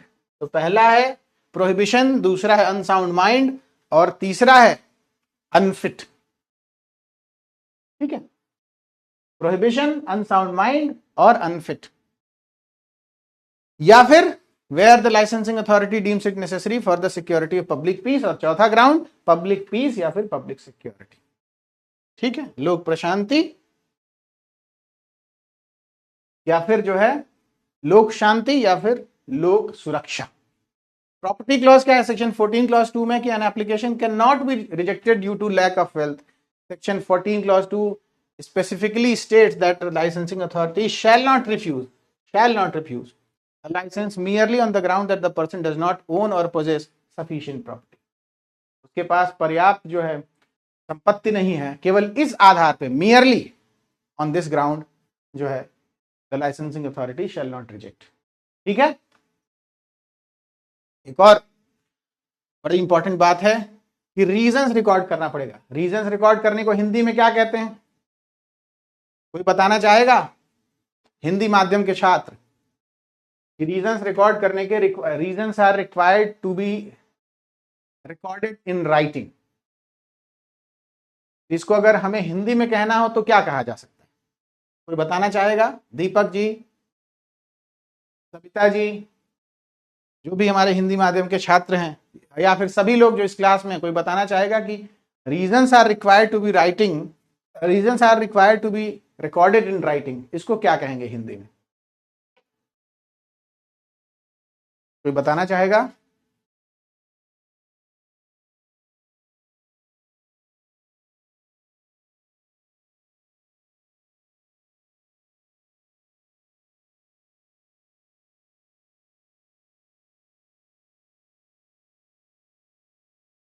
अविनाश जी, रुचि, दीपक लिखित रूप में दर्ज होगा। ठीक है, सेंस निकल जा रहा है लेकिन बात नहीं बन पा रही है सविता जी। अभी मैं बताऊंगा, आप लोग कहेंगे वाह। और यही फ्रेज है जो यूज किया जाता है बेयर एक्ट में, सीआरपीसी वगैरह में। तो ये आइए देखते हैं, जब तक किसी और स्टूडेंट का आंसर भी आ जाए फिर हमें बिल्कुल कारणों का अभिलिखित किया जाना, कारणों का लेखबद्ध किया जाना, कारणों का लेखबद्ध किया जाना भी कहा जाता है, कारणों का अभिलिखित किया जाना। बिल्कुल बिल्कुल, बहुत बढ़िया, लेखबद्धीकरण भी कहते हैं, कारणों का अभिलिखित किया जाना या फिर कारणों का लेखबद्ध किया जाना। बहुत अच्छा जितेंद्र जी, बहुत अच्छा, वेरी गुड। तो अब ये मैंडेटरी रीजन, रिटन रीजन क्यों है? क्योंकि अगर आपने रिफ्यूज किया तो you have to record a reason, और अगर ये आप ये समझिए कि आपको रीजन कम्युनिकेट भी करना है जब तक कि कोई स्पेसिफिक सर्कमस्टांस ना हो जो रीजन के कम्युनिकेशन को रोकती हो। तो अगर मान लीजिए कि स्पेसिफिक सर्कमस्टांस है तो भी आपके सुपीरियर्स तो देख सकते हैं, इंटरनली तो रहेगा, तो इसलिए कारणों का अभिलिखित किया जाना, कारणों का लेखबद्ध किया जाना बहुत ही आवश्यक है। And it is a safety wall, it acts as a safety wall, ये एक सेफ्टी मैकेनिज्म है कि आर्बिट्रेरली वो नहीं कर सकता। ठीक है, तो ये बड़ी इंपॉर्टेंट बात है। तो whenever a license is refused, the authority is legally required to record reasons for such refusal in writing and furnish a brief statement of the same to the applicant upon demand, unless it is against public interest to do so. तो जब तक कि ये लोक हित के विरुद्ध ना हो, पब्लिक इंटरेस्ट के अगेंस्ट ना हो, तब तक अगर वो मांग रहा है तो उसकी जो है समरी उसको देनी होगी, ब्रीफ स्टेटमेंट देना होगा, brief statement of such reasons. पूरा वो डिटेल नहीं देगा, लेकिन ब्रीफ स्टेटमेंट मांगा जा सकता, वो मांगता है अगर एप्लीकेंट तो वो देगा, जब तक कि कोई लोकहित इस प्रकार जो है उसका ब्रीफ स्टेटमेंट देना लोकहित के विरुद्ध ना हो। ये जो है आर्बिट्रेरी रिजेक्शन या रिफ्यूजल को रोकेगा, क्योंकि अगर आर्बिट्रेरली वो हुआ तो हो सकता है जब अपील में जाएगा तो ये वो हो जाएगा सेक्शन 18 में। तो इसलिए ये जरूरी है। इसी बात को अगर हम हिंदी में देखें तो आयुध अधिनियम 1959 की धारा 14 के अंतर्गत उल्लिखित उन वैधानिक आधारों पर चर्चा करें जिन पर अनुज्ञापन प्राधिकारी आग्नेयास्त्र लाइसेंस देने से इनकार कर सकता है। इनकार ही शब्द यूज किया गया है उसमें, रिफ्यूजल के लिए वेयर एक्ट में। किसी आवेदन को केवल इसलिए खारिज किया जा सकता है क्योंकि आवेदक के पास पर्याप्त संपत्ति नहीं है।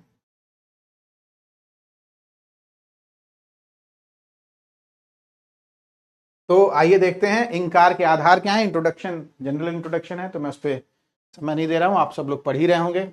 इनकार के आधार धारा 14 उपधारा 1 अध्याय 2 के अधीन किसी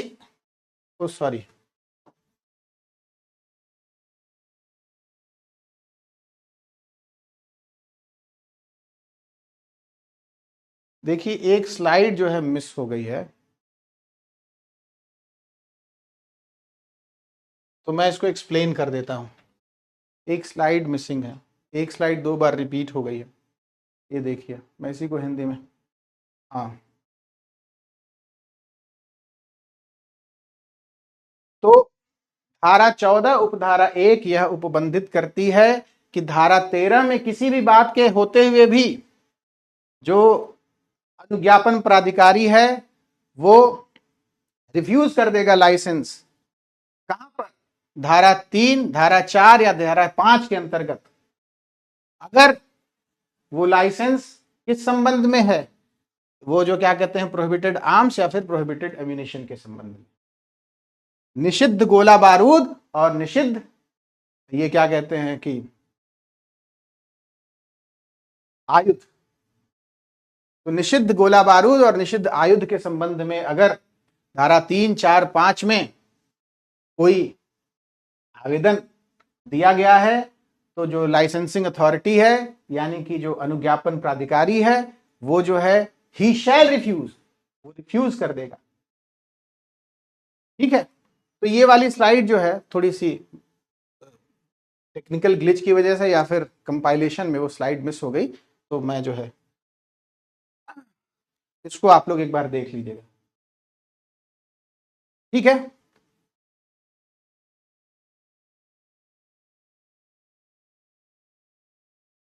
इनकार कर सकता है। अब दूसरा जो कारण है अध्याय 2 के अधीन किसी अन्य, दूसरा जो ग्राउंड है, दूसरा जो आधार है, अध्याय 2 के अधीन किसी अन्य मामले में अनुव्यक्ति अनुदत्त करने से वहां इनकार करेगा जहां की ऐसी अनुज्ञप्ति उस व्यक्ति द्वारा अपेक्षित है जिसके बारे में अनुज्ञापन प्राधिकारी के पास यह विश्वास करने का कारण है, यानी कि रीजन टू बिलीव है कि वह किसी आयुध या गोला बारूद को अर्जित करने, अपने कब्जे में रखने या वहन करने से इस अधिनियम या किसी अन्य तत्समय प्रवृत्त विधि द्वारा प्रतिषिद्ध है। यानी कि प्रोहिबिटेड। ठीक है, ये देखिए 2 बार रिपीट हो गया है थोड़ा सा। और दूसरा कारण क्या है कि या तो वो विकृत चित्त का है, person of found mind, unsound mind, या फिर इस अधिनियम के अधीन अनुज्ञप्ति के लिए किसी कारण से अयोग्य है। अनसाउंड माइंड, अनफिट, अथवा जहां की अनुज्ञापन प्राधिकारी लोक शांति की सुरक्षा के लिए या लोक क्षेम के लिए, पब्लिक लोक क्षेम, लोक शांति, ठीक है, पब्लिक इंटरेस्ट और पब्लिक पीस, एक तरीके से कहें लोक शांति या लोक क्षेम के लिए ऐसी अनुज्ञप्ति अनुदत्त करने से इनकार करना आवश्यक समझता है। आप इसको अगर ये प्रोविजन देखें, बहुत इंपॉर्टेंट प्रोविजन है, इसलिए मैं इसको रिलेट कर रहा हूं। ये देखिए, अगर पब्लिक पीस और पब्लिक सेफ्टी, तो लोक शांति और लोक क्षेम होता है ना कि कुशल क्षेम पूछा, तो वही आप ये कुशल क्षेम में जो शब्द क्षेम है वो यहां यूज किया गया है स्टैट्यूटरीली। तो अगर वो इनकार आवश्यक समझता है, रिफ्यूजल नेसेसरी समझता है लोक क्षेम के लिए या फिर जो है क्या कहते हैं लोक शांति के लिए, तो वो इनकार भी कर सकता है इस आधार पर भी। तो ये ग्राउंड्स हो गए। संपत्ति खंड कहां है? धारा 14 उपधारा 2 में है। तो किसी आवेदन को धन की कमी के कारण खारिज नहीं किया जा सकता, इनकार नहीं किया जा सकता। धारा 14 स्पष्टता यह प्रावधानित करती है। ठीक है,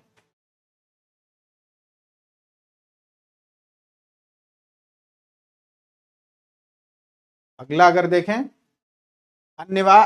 अनिवार्य लिखित कारण। जब भी किसी लाइसेंस से इनकार किया जाता है तो प्राधिकारी ऐसे इनकार के कारणों को लिखित रूप में दर्ज करने और मांग किए जाने पर आवेदक को उसका एक संक्षिप्त विवरण प्रस्तुत करने के लिए विधिक रूप से बाध्य है। तो इनकार के कारणों को लेखबद्ध करने के लिए, अभिलिखित करने के लिए या फिर लिखित रूप में दर्ज करने के लिए जो है वो बाध्य है, और जो है उसका संक्षिप्त विवरण ब्रीफ स्टेटमेंट भी दे सकता है, जब तक कि ऐसा करना जनहित के विरुद्ध ना हो, लोकहित के विरुद्ध ना हो। ठीक है, तो इस प्रकार जो है सेक्शन 14 से रिलेटेड ये जो क्वेश्चन है ये भी हम लोगों ने कंप्लीट किया। अगला है बहुत इंपॉर्टेंट प्रोविजन सेक्शन 16, अरे सेक्शन 16 कह रहा है, सेक्शन 17 और 18, ये बहुत इंपॉर्टेंट प्रोविजन है। सेक्शन 16 छोटा सा प्रोविजन है, इसलिए मैंने उसको डील नहीं किया। सेक्शन 17 और 18, 17 जो है बड़ा प्रोविजन है, उसमें पावर ऑफ कोर्ट भी है, पावर ऑफ लाइसेंसिंग अथॉरिटी भी है। अरे सॉरी, वो तो सेक्शन 18 में है पावर ऑफ कोर्ट वगैरह, लेकिन ये भी बहुत इंपॉर्टेंट है। तो आइए सेक्शन 17 देख लेते हैं। स्लिप ऑफ टंग की वजह से कुछ बातें इधर उधर हो जाती हैं।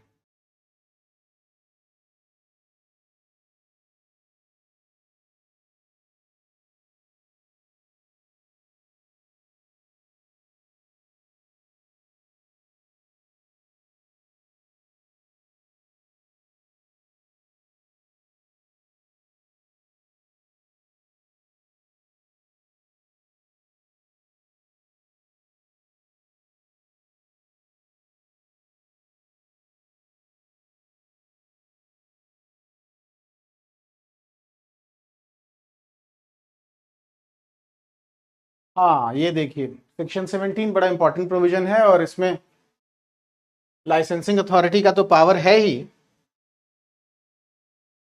उसके अलावा जो है कोर्ट के भी powers, revisional court, appellate court और जो मेन ट्रायल कोर्ट है उसका भी। तो इसको ये इसी के बारे में मैं चर्चा कर रहा था। थोड़ा सा भ्रम की वजह से सेक्शन 18 का रेफरेंस आ गया था, तो उसको आप लोग प्लीज जो इस पर ध्यान मत दीजिएगा। अभी हम लोग सेक्शन 17 पे चर्चा कर रहे हैं। तो क्वेश्चन ये है कि द पावर टू सस्पेंड और revoke an arms licence is not arbitrary but circumscribed by law. Elaborate the grounds for suspension and revocation under section 17, the safeguards laid down thereunder and the consequence of such suspension or revocation. तो इसके लिए brief introduction हम दे सकते हैं कि यहाँ पे जो ये वो है क्वेश्चन है उसके बेसिस पे मैं मेन बॉडी पे ही फोकस कर रहा हूँ। एक स्लाइड इसमें भी छूट गई है, तो इसलिए जो है वो हम ये लिख सकते हैं कि ब्रीफली हम एक बहुत ही ब्रीफ इंट्रोडक्शन लिख सकते हैं कि इलैबोरेट प्रोविजंस दिए गए हैं regarding suspension and revocation in section 13, और स्पेसिफिकली जो है grounds for suspension and revocation they have been dealt with under section 17 clause 3 and 17 clause 4। तो इस तरीके से हम एक ब्रीफ इंट्रोडक्शन एक दो सेंटेंसेस में दे सकते हैं। अब grounds for suspension and revocation primarily जो है वो, एक मिनट, एक बार एक स्लाइड छूट गई है ना, इसीलिए दिक्कत हो रही।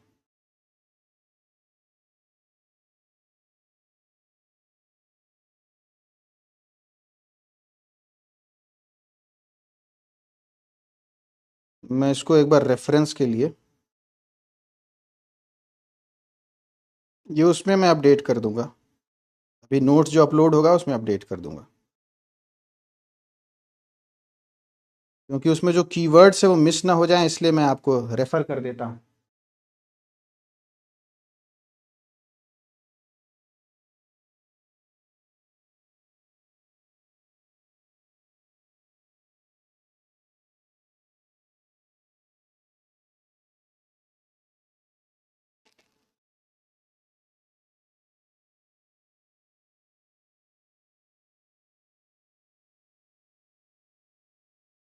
देखिए यहाँ पे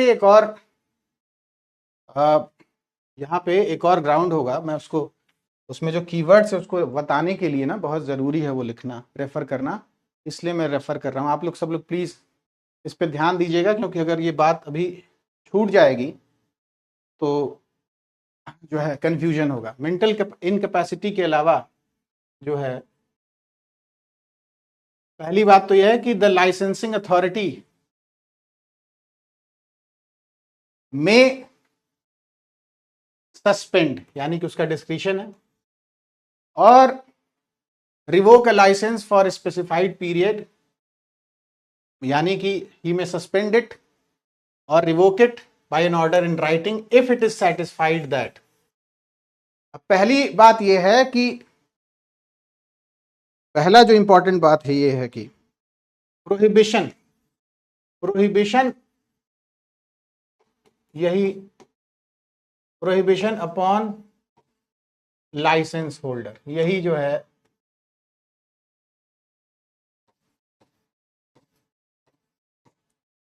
तो prohibition if it is satisfied that there is prohibition upon licence holder, ये पहला ग्राउंड है। आप ये देखिए प्रोहिबिशन कहां होगा, आप सब लोगों को याद होगा प्रोहिबिशन या तो एक्ट में होगा या फिर under any other law for the time being in force. ठीक है, तो यही जो ग्राउंड है बहुत इंपॉर्टेंट ग्राउंड है, और प्रोहिबिशन किस चीज के संबंध में होगा ये भी बहुत इंपॉर्टेंट है। ये अगर आप ये लिखेंगे केवल प्रोहिबिशन तो आंसर इनकम्प्लीट होगा।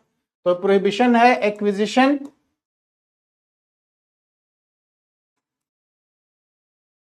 और पोजेशन,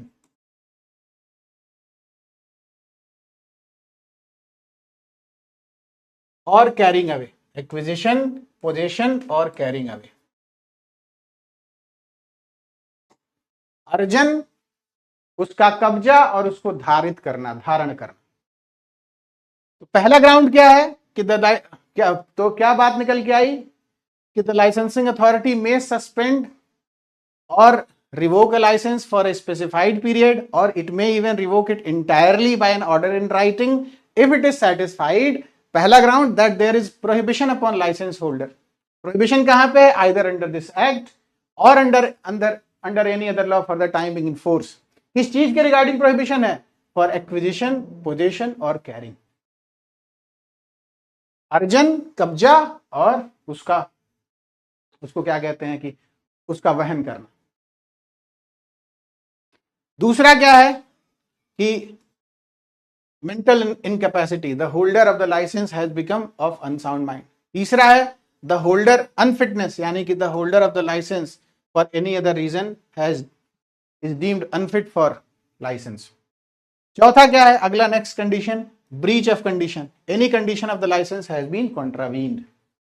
ठीक है।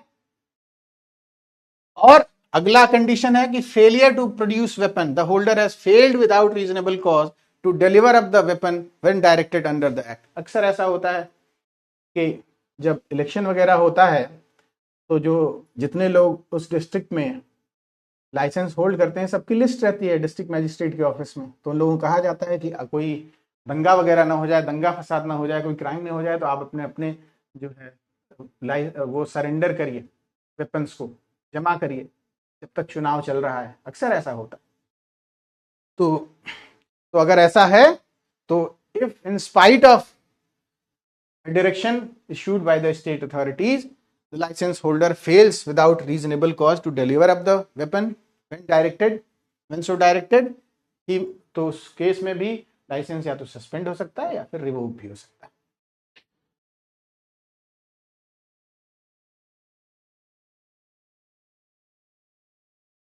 दूसरा यह है कि it is necessary for the security of the public peace और फॉर पब्लिक सेफ्टी। ठीक है। अब स्टैट्यूटरी सेफगार्ड की बात अगर करें कि स्टैट्यूटरी सेफगार्ड कहां है, तो ये सेक्शन 5 में। सेक्शन 3 इस क्वेश्चन के लिए रेलेवेंट क्या है, सेक्शन 3, सेक्शन 5 और सेक्शन 6 से लेके सेक्शन 10 तक के क्लॉजेस एक बार हम देख लेते हैं। स्टैट्यूटरी सेफगार्ड क्या है कि where the licensing authority makes an order varying a licence और एन ऑर्डर सस्पेंडिंग और revoking a licence under section 3। Variation किस में है, वो सेक्शन 1 में, उसको मैंने डिस्कस नहीं किया क्योंकि उसकी डिमांड नहीं है क्वेश्चन की। It shall record in writing the reasons therefore and furnish to the holder of the license on demand a brief statement of the same unless in any case licensing authority is of opinion that it will not be in public interest। ठीक है। तो ये बात जो है statutory safeguard की हो गई। अब आता है रेवोकेशन और सस्पेंशन बाय कोर्ट, तो इसके लिए ये है सेक्शन 7, सबसेक्शन 7 और 8। तो a court convicting the holder of a licence, यानी कि एक बहुत इंपॉर्टेंट बात यह है कि कोर्ट ने क्या किया है, कन्विक्शन किया है of any offence under this act. Court ने कन्विक्शन कहां किया है, इस एक्ट के अंतर्गत किसी ऑफेंस के लिए किया है। और the rules made thereunder may also suspend, उसका पावर है, कोर्ट का पावर है, or revoke the license. However, if the conviction is set aside on appeal or otherwise, the suspension or revocation shall become void. तो जो trial court है वो कर सकती है, सस्पेंड भी कर सकती है, रिवोक भी कर सकती है, लेकिन अगर कन्विक्शन को सेट असाइड किया जाता है अपील में या फिर अदरवाइज भी, तो जो है सस्पेंशन और रिवोकेशन वॉइड हो जाएगा, शून्य हो जाएगा, शैल बिकम वॉइड। आप ये देखिए बहुत इंपॉर्टेंट है, इज वॉइड मत लिखिएगा, बिकम वॉइड, यानी कि पहले वो वैलिड था, it shall become void only after it is जो है कन्विक्शन इज सेट असाइड। ठीक है। एन ऑर्डर ऑफ सस्पेंशन और revocation made under subsection 7 shall also be made by an appellate court और by the high court while exercising the powers of revision.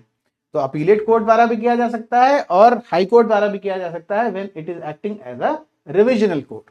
ये बड़ा important provision है। और consequences क्या होंगे, ये सबसेक्शन 10 में है कि ऑन द सस्पेंशन और revocation of a license under this section the holder thereof shall without delay surrender the license, without delay to the authority by whom it has been suspended or revoked or to such other authority as may be specified in this behalf in the order of suspension or revocation। तो जब suspension या revocation हो गया तो जिसने suspend किया या तो उसके पास या फिर जो स्पेसिफाइड अथॉरिटी है उस ऑर्डर में उसके पास, वो जो है सरेंडर कर देगा लाइसेंस। तो अब ये देखिए, इसी प्रश्न को अगर हम हिंदी में देखें तो आयुध लाइसेंस को निलंबित या प्रतिसंहरित रिवोक करने की शक्ति मनमानी नहीं है, बल्कि विधि द्वारा परिसीमित है, सर्कमस्क्राइब्ड। धारा 17 के अंतर्गत निलंबन और प्रतिसंहरण के आधारों, उसमें प्रावधानित संरक्षणों और निलंबन और प्रतिसंहरण के परिणामों का वर्णन करें। तो इसी बात, अगर इसी क्वेश्चन को हम हिंदी में देखें तो देखिए इसमें प्रॉपर जो है वो डिस्क्रिप्शन वाला वो पेज है, वहां पे मिस हो गया, मैं उसको अभी ऐड करवा दूंगा। आयुध अधिनियम 1959 की धारा 17 अनुज्ञापन प्राधिकारी को लाइसेंस में परिवर्तन करने, उसे निलंबित करने या प्रतिसंहरित करने का अधिकार देती है, जिससे लाइसेंसधारी पर निरंतर विनियामक नियंत्रण सुनिश्चित होता है। ठीक है, निलंबन और प्रतिसंहरण के आधार ये दिए गए हैं 17(3) में। अनुज्ञापन प्राधिकारी एक निर्दिष्ट अवधि के लिए, स्पेसिफाइड पीरियड के लिए लाइसेंस को निलंबित कर सकता है या लिखित आदेश द्वारा उसे पूरी तरह से प्रतिसंहरित कर सकता है, यदि वह संतुष्ट है कि पहला है वैधानिक अयोग्यता, स्टैट्यूटरी डिस्क्वालिफिकेशन या फिर स्टैट्यूटरी प्रोहिबिशन, जो आप कह लीजिए। अनुज्ञप्ति का धारक किसी आयुध या गोला बारूद को अर्जित करने, अपने कब्जे में रखने या वहन करने से इस अधिनियम या किसी अन्य तत्समय प्रवृत्ति विधि द्वारा लॉ इनफोर्स प्रतिषिद्ध है या विकृत चित्त का है, या इस अधिनियम के अधीन अनुज्ञप्ति के लिए किसी कारण से अयोग्य है। तो हमें अभी यहीं तक वो करना है, क्योंकि अगले ग्राउंड्स को मैंने वहां डील किया है। तो वैधानिक अयोग्यता यही है कि किसी आयुध या गोला बारूद को अर्जित करने, अपने कब्जे में रखने या वहन करने के लिए अधिनियम द्वारा, इसी अधिनियम द्वारा या फिर किसी अन्य तत्समय प्रवृत्ति विधि द्वारा प्रतिषिद्ध है, प्रोहिबिटेड है। दूसरा यह है कि धारक जो है विकृत चित्त का है, अनसाउंड माइंड का है, या फिर धारक को किसी भी कारण से लाइसेंस के लिए अयोग्य पाया जाता है, जो अभी हमने डिस्कस किया। ठीक है, अनफिट माना जाता है। और अगला है शर्तों का उल्लंघन। लाइसेंस किसी भी शर्त का लाइसेंस धारी द्वारा या फिर अनुज्ञप्ति धारक द्वारा लाइसेंस की किसी भी शर्त का उल्लंघन किया गया है और हथियार सबमिट करने में, हथियार जमा करने में विफलता, धारक अधिनियम के तहत निर्देश दिए जाने पर भी बिना किसी उचित कारण के या फिर बिना किसी युक्त कारण के हथियार सौंपने में विफल रहता है। ठीक है, ये तो ग्राउंड्स की बात हो गई। और सार्वजनिक सुरक्षा, सार्वजनिक शांति की सुरक्षा या सार्वजनिक सुरक्षा के लिए ऐसा करना आवश्यक है, ये एक रेसिडुअरी क्लॉज है। 6 ग्राउंड्स हो गए हमारे। ठीक है, वैधानिक संरक्षण क्या है कि जहां अनुज्ञापन उपधारा 1 के अधीन अनुज्ञप्ति में फेरफार करने वाला आदेश या उपधारा 3 के अधीन अनुज्ञप्ति को निलंबित करने या प्रतिसंहरित करने वाला आदेश दे, वहां इसके लिए कारण लेखन द्वारा अभिलिखित करेगा, यही जो मैं कह रहा था, या फिर कारण लेखबद्ध करेगा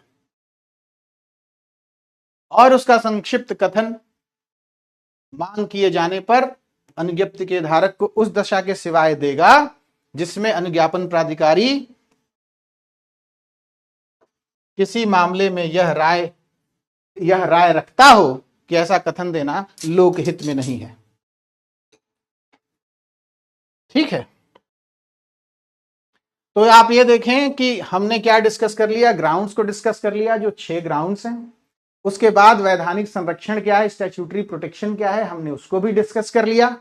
और उसके बाद कोर्ट्स की पावर अगर आ जाए, न्यायालय द्वारा प्रतिसंहरण, तो न्यायालय जो किसी अनुज्ञप्ति के धारक को इस अधिनियम के या तदधीन बनाए गए नियमों के अधीन किसी अपराध का किसी अपराध का दोषी ठहराए, उस अनुज्ञप्ति को निलंबित या प्रतिसंहरित भी कर सकेगा। परंतु यदि दोष सिद्धि अपील में या अन्यथा अपास्त कर दी जाती है सेट असाइड कर, ये अपास्ट बड़ा अच्छा कीवर्ड है, सेट असाइड। तो निलंबन या प्रतिसंहरण शून्य हो जाएगा, शून्य हो जाएगा, पहले से नहीं था, हो जाएगा, इट शैल बिकम वॉइड। और ये जो निलंबन या प्रतिसंहरण का आदेश है, यह अपीलीय न्यायालय द्वारा या फिर जब हाई कोर्ट रिविजनल कोर्ट की तरह या फिर पुनरीक्षण न्यायालय की तरह काम कर रही है तो उसके द्वारा भी किया जा सकता है।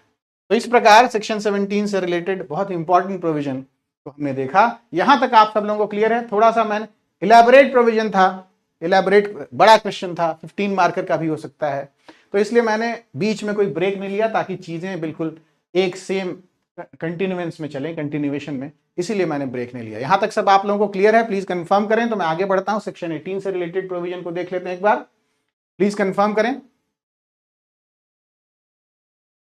क्लियर है? Please confirm.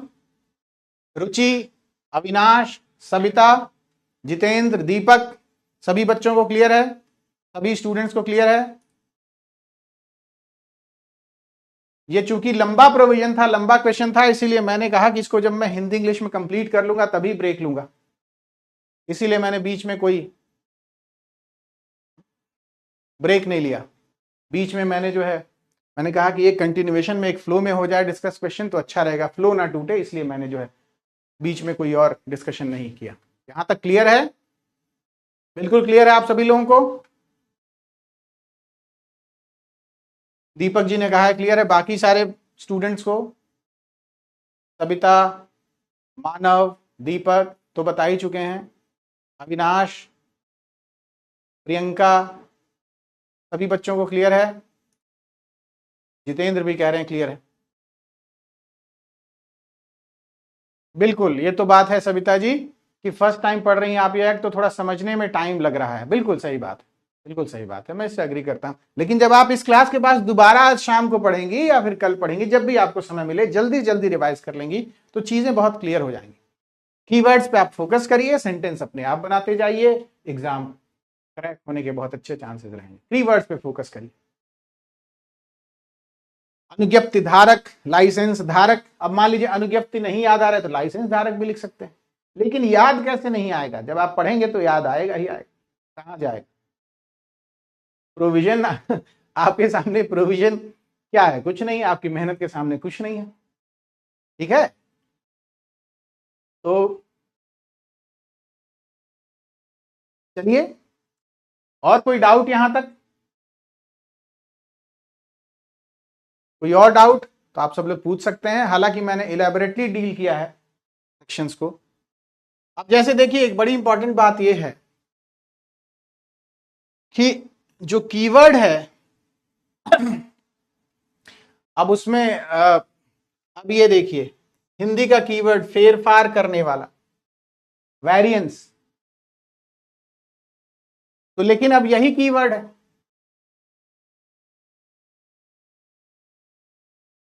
तो लेकिन अगर इसके अलावा आप इसी का इक्विवेलेंट भी यूज कर लेते हैं तो भी कोई दिक्कत नहीं है।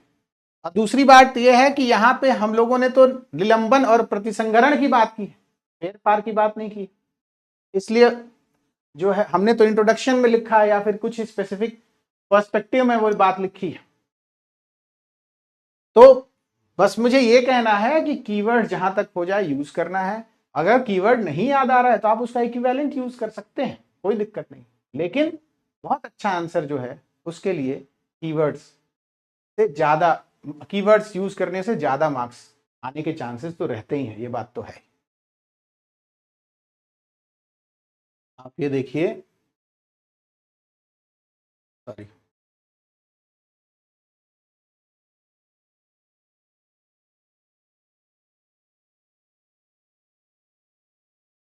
अगला एक,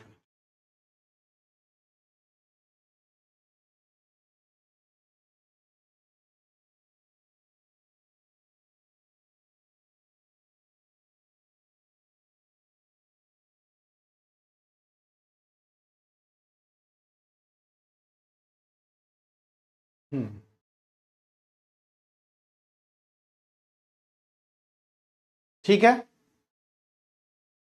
अब इसका परिणाम परिणाम क्या होगा एक बार उसको बहुत ही ब्रीफली डिस्कस कर लेते हैं, ये छूट रहा था, यही मैं देख रहा था। तो अनुज्ञप्ति के निलंबन या उसके प्रतिसंहरण पर उसका धारक उस अनुज्ञप्ति को उस प्राधिकारी को जिसके द्वारा वह निलंबित या प्रतिसंहरित की गई है या किसी अन्य प्राधिकारी को जो निलंबन या प्रतिसंहरण आदेश में इस निमित्त विनिर्दिष्ट हो, स्पेसिफाइड इन दिस बिहाफ, अविलंब अभ्यर्पित करेगा, सबमिट कर देगा। ठीक है, अभ्यर्पित करेगा। अब अभ्यर्पित नहीं सोच रहा है, जमा कर देगा, सौंप देगा, ये भी हो सकता है। ठीक है, अब देखिए बहुत इंपॉर्टेंट क्वेश्चन है और इससे इस प्रोविजन से पहले भी कई एग्जाम्स में क्वेश्चंस आए हैं, राइट टू अपील। तो इंपॉर्टेंट क्वेश्चन है, इसको हम लोग बहुत ही एलैबोरेटली डील करेंगे फिर से, जैसे हमने बाकी क्वेश्चंस को देखा है। रुचि, सबिता, रोमिला सब लोग कह रहे हैं कि समझ में आया, चलिए बहुत अच्छा है, बहुत बढ़िया। आइए हम लोग आगे बढ़ते हैं। Discuss the appellate remedies provided under Section 18 of the Arms Act against the adverse orders of the licensing authority. Is there any absolute bar on the right to appeal? अच्छा क्वेश्चन। तो कुछ इस तरीके से हम लोग इंट्रोडक्शन दे सकते हैं कि section 18 of the arms act provides an important check and balance against arbitrary executive action by establishing a statutory right of appeal. Brief introduction है किसी भी तरीके से, एक लाइन का। Right to appeal क्या है? It has been dealt with under section 18 clause 1. Any person aggrieved by an order of the licensing authority may prefer an appeal to the prescribed appellate authority. Appeals can be filed against orders refusing to grant a license, section 14 में, varying the conditions of a license, section 17 में, और suspending or revoking a license, section 17 में। तो ये जो है मैंने इसको बुलेट पॉइंट्स में लिखा है ताकि क्लियर रहे बिल्कुल। ठीक है, प्रोसीजर क्या है? No appeal. अब प्रोसीजर जो है वो आगे की क्लॉजेस में दिया हुआ है, तो उसको मैंने एक हेड में ही कन्वर्ट कर दिया है और बुलेट पॉइंट्स में मैं उसको डील करते जा रहा हूं। No appeal shall be admitted if it is preferred after the expiry of the prescribed period, provided that an appeal may be admitted after the expiry of the prescribed period if the appellant satisfied that the appellate authority had sufficient, if the appellant satisfied the appellate authority that he had sufficient cause. अब यहां पे बड़ी important बात है जो अक्सर लोगों से छूट जाएगा। अगर आप ये लिख रहे हैं तो ये पॉइंट जरूर लिखिएगा कि the period prescribed for an appellate authority shall be computed in accordance with Indian limitation act 1908, जो कि अब जो है लिमिटेशन एक्ट 1963 हो गया, क्योंकि जब ये एक्ट बना था 1959 का है, तो ये अभी तक रिप्लेस नहीं हुआ है। बेयर एक्ट में अभी तक ऐसे ही चल रहा है, ये लेजिस्लेटिव एरर है या फिर लेजिस्लेटिव ओवरसाइट है। तो आप ये लिखेंगे लिमिटेशन एक्ट 1963, क्योंकि जब ये एक्ट बना था तब वो था ही नहीं लिमिटेशन एक्ट 1963, उसका काउंटर पार्ट था करेस्पॉन्डिंग लॉ, वो था इंडियन लिमिटेशन एक्ट 1908। तो इसका मतलब क्या हुआ कि सफिशिएंट कॉज के लिए, सफिशिएंट कॉज असरटेन करने के लिए या फिर प्रिस्क्राइब्ड पीरियड कैलकुलेट करने के लिए लिमिटेशन एक्ट अप्लाई होता है। यानी कि हम ये कह सकते हैं कि आर्म्स एक्ट के कुछ प्रोविजंस पे, खास करके अपील के प्रोविजंस पे, या फिर जहां पे भी प्रिस्क्राइब्ड पीरियड कि कंप्यूटेशन की बात है, जहां पे भी डिले कंडोनेशन की बात है, वहां पे लिमिटेशन एक्ट 1963 एप्लीकेबल है। और ये बहुत ही इंपॉर्टेंट पॉइंट है, ये उसी रेलेवेंट क्लॉज में दिया हुआ है, उसी के एक क्लॉज में दिया है, सेक्शन 18 के क्लॉज में, बहुत इंपॉर्टेंट है। और ये पॉइंट अक्सर कोई नहीं लिखेगा, बहुत ही छोटा पॉइंट है, आपका समय भी नहीं जाएगा, बस आप एक लाइन में लिख दीजिए, तो ये जो है वैल्यू एडिशन हो जाएगा, आपकी आंसर की क्वालिटी को इनहांस कर देगा। अगर ऐसा क्वेश्चन है इससे संबंधित है तो ये आपको लिखना चाहिए, it is better to write. Finality क्या है? The order appealed against shall unless the appellate authority conditionally or unconditionally directs otherwise be enforced pending the disposal of the appeal against such order. ठीक है, तो वो जो है जिस order के अगेंस्ट हमने अपील किया है, जब तक कि अपीलेट अथॉरिटी कंडीशनली या अनकंडीशनली अदरवाइज डायरेक्ट नहीं करता है, इट शैल बी इन्फोर्स। ठीक है, pending the disposal of the appeal, and every order of appellate authority confirming, modifying और reversing the order appeal against shall be final. तो यही finality है, एक बार अपीलेट अथॉरिटी ने कर दिया तो उसके बाद कोई अपील नहीं। तो एक तरीके से सेकंड अपील का प्रावधान नहीं है, लेकिन रेमेडी फिर वही हमें कॉन्स्टिट्यूशनल रेमेडी सीख करनी पड़ेगी, आर्टिकल 32 या आर्टिकल 226 में, क्योंकि वो तो बार नहीं है और they are constitutional court. Honourable supreme court, honourable state high court, they are constitutional court, तो उनके जुरिस्डिक्शन को तो बार नहीं किया जा सकता है। लेकिन so far as statutory jurisdiction, statutory remedy is concern, तो एक बार अपील हुआ, उसने जो है डिसीजन दे दिया तो फाइनल। यही बात बहुत इंपॉर्टेंट है। अब इसी बात को अगर हम हिंदी में देखें तो आयुध अधिनियम अनुज्ञापन प्राधिकारी के प्रतिकूल आदेशों के विरुद्ध आयुध अधिनियम 1959 की धारा 18 के अंतर्गत किए गए अपीलीय उपचारों पर चर्चा करें। तो उत्तर कुछ इस प्रकार हो सकता है कि आयुध अधिनियम की धारा 18 अपील का वैधानिक अधिकार स्थापित करके मनमानी कार्यवाही के विरुद्ध एक महत्वपूर्ण नियंत्रण और संतुलन प्रदान करती है, चेक एंड बैलेंस। आप अपने हिसाब से इसको रिफ्रेज भी कर सकते हैं, क्योंकि it is just an introductory sentence. पहला पॉइंट जो इंपॉर्टेंट पॉइंट है वो अपील का अधिकार, धारा 18 उपधारा 1। तो अनुज्ञापन प्राधिकारी के आदेश से व्यथित, अग्रीव्ड, कोई भी व्यक्ति विहित अपीलीय प्राधिकारी के समक्ष अपील दायर कर सकता है। निम्नलिखित आदेशों के विरुद्ध अपील दायर की जा सकती है।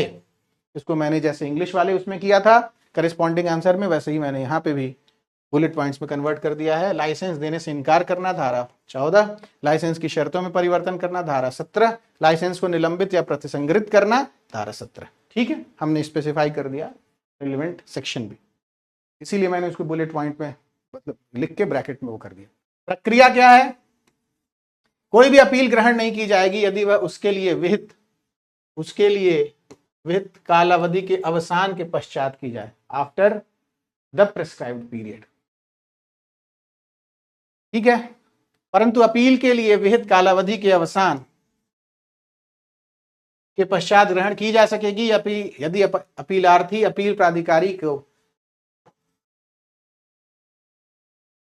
यह अपील प्राधिकारी का समाधान कर दे कि उस कालावधि के अंदर अपील न करने के लिए उसके पास पर्याप्त हेतुक था, सफिशिएंट कॉज था। पर्याप्त हेतु के अर्थात सफिशिएंट कॉज।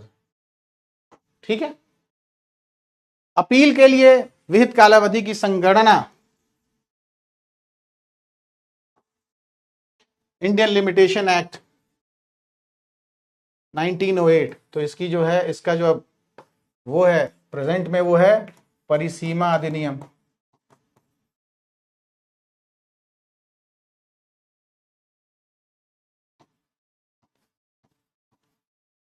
1963।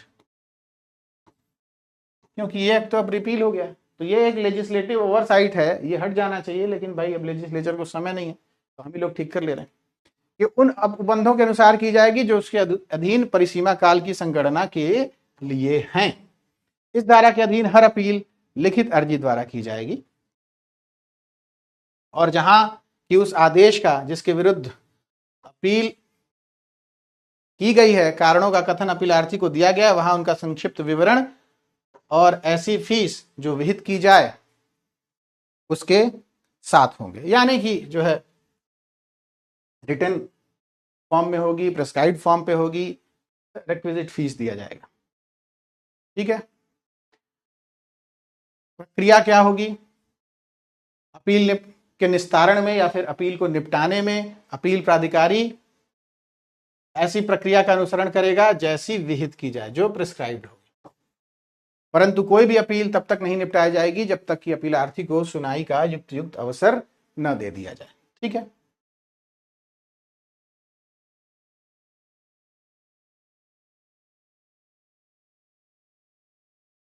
और यह बहुत इंपॉर्टेंट है कि जिस आदेश के खिलाफ अपील की गई है उसको पुष्ट करने वाला, उपांतरित करने वाला या उलटने वाला अपील प्राधिकारी का हर आदेश अंतिम होगा। ये बहुत इंपॉर्टेंट है, ये फाइनलिटी, ये जो है क्लॉज है, कंक्लूसिव क्लॉज यही, कंक्लूसिविटी का क्लॉज यही। तो इस तरीके से हमने सेक्शन 18 तक के प्रोविजंस को बहुत ही इलैबोरेटली कवर कर लिया है। आप सब लोगों को यहां तक कोई डाउट हो तो आप सब लोग पूछ सकते हैं। क्लियर है सब कुछ?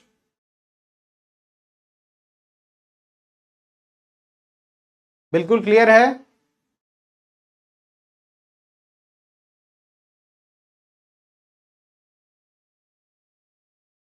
रोमिला, शबिता, रुचि, दीपक,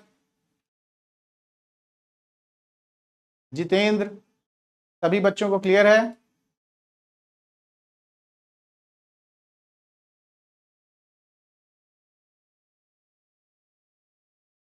सभी स्टूडेंट्स को क्लियर है? एक बार प्लीज कंफर्म करें। नो डाउट, बहुत अच्छा जितेंद्र, बहुत बढ़िया। तो मैंने आज की इस क्लास में बाइलिंगुअली सभी आंसर्स को एग्जॉस्टिव तरीके से कवर करने की कोशिश की है। मैं आशा करता हूं कि जो है इस क्लास से आप सभी लोग बहुत ही लाभान्वित होंगे। सविता जी कह रहे हैं सर आर्म्स एक्ट पे क्वेश्चन दीजिए प्रैक्टिस करने के लिए। ठीक है, अब ये क्लास ये कंप्लीट भी हो जाएगा, अगली क्लास में, कल की क्लास में मैं कुछ क्वेश्चंस ले आऊंगा। ठीक है, और एक ग्रुप बना के या फिर एक टेलीग्राम चैनल बना के आप सब लोग उस पर सबमिट कर सकते हैं, ये मैं करूंगा। थैंक्स फॉर द सजेशन, ये मैं करूंगा। ठीक है, तो आज की क्लास को यहीं कंक्लूड किया जाए।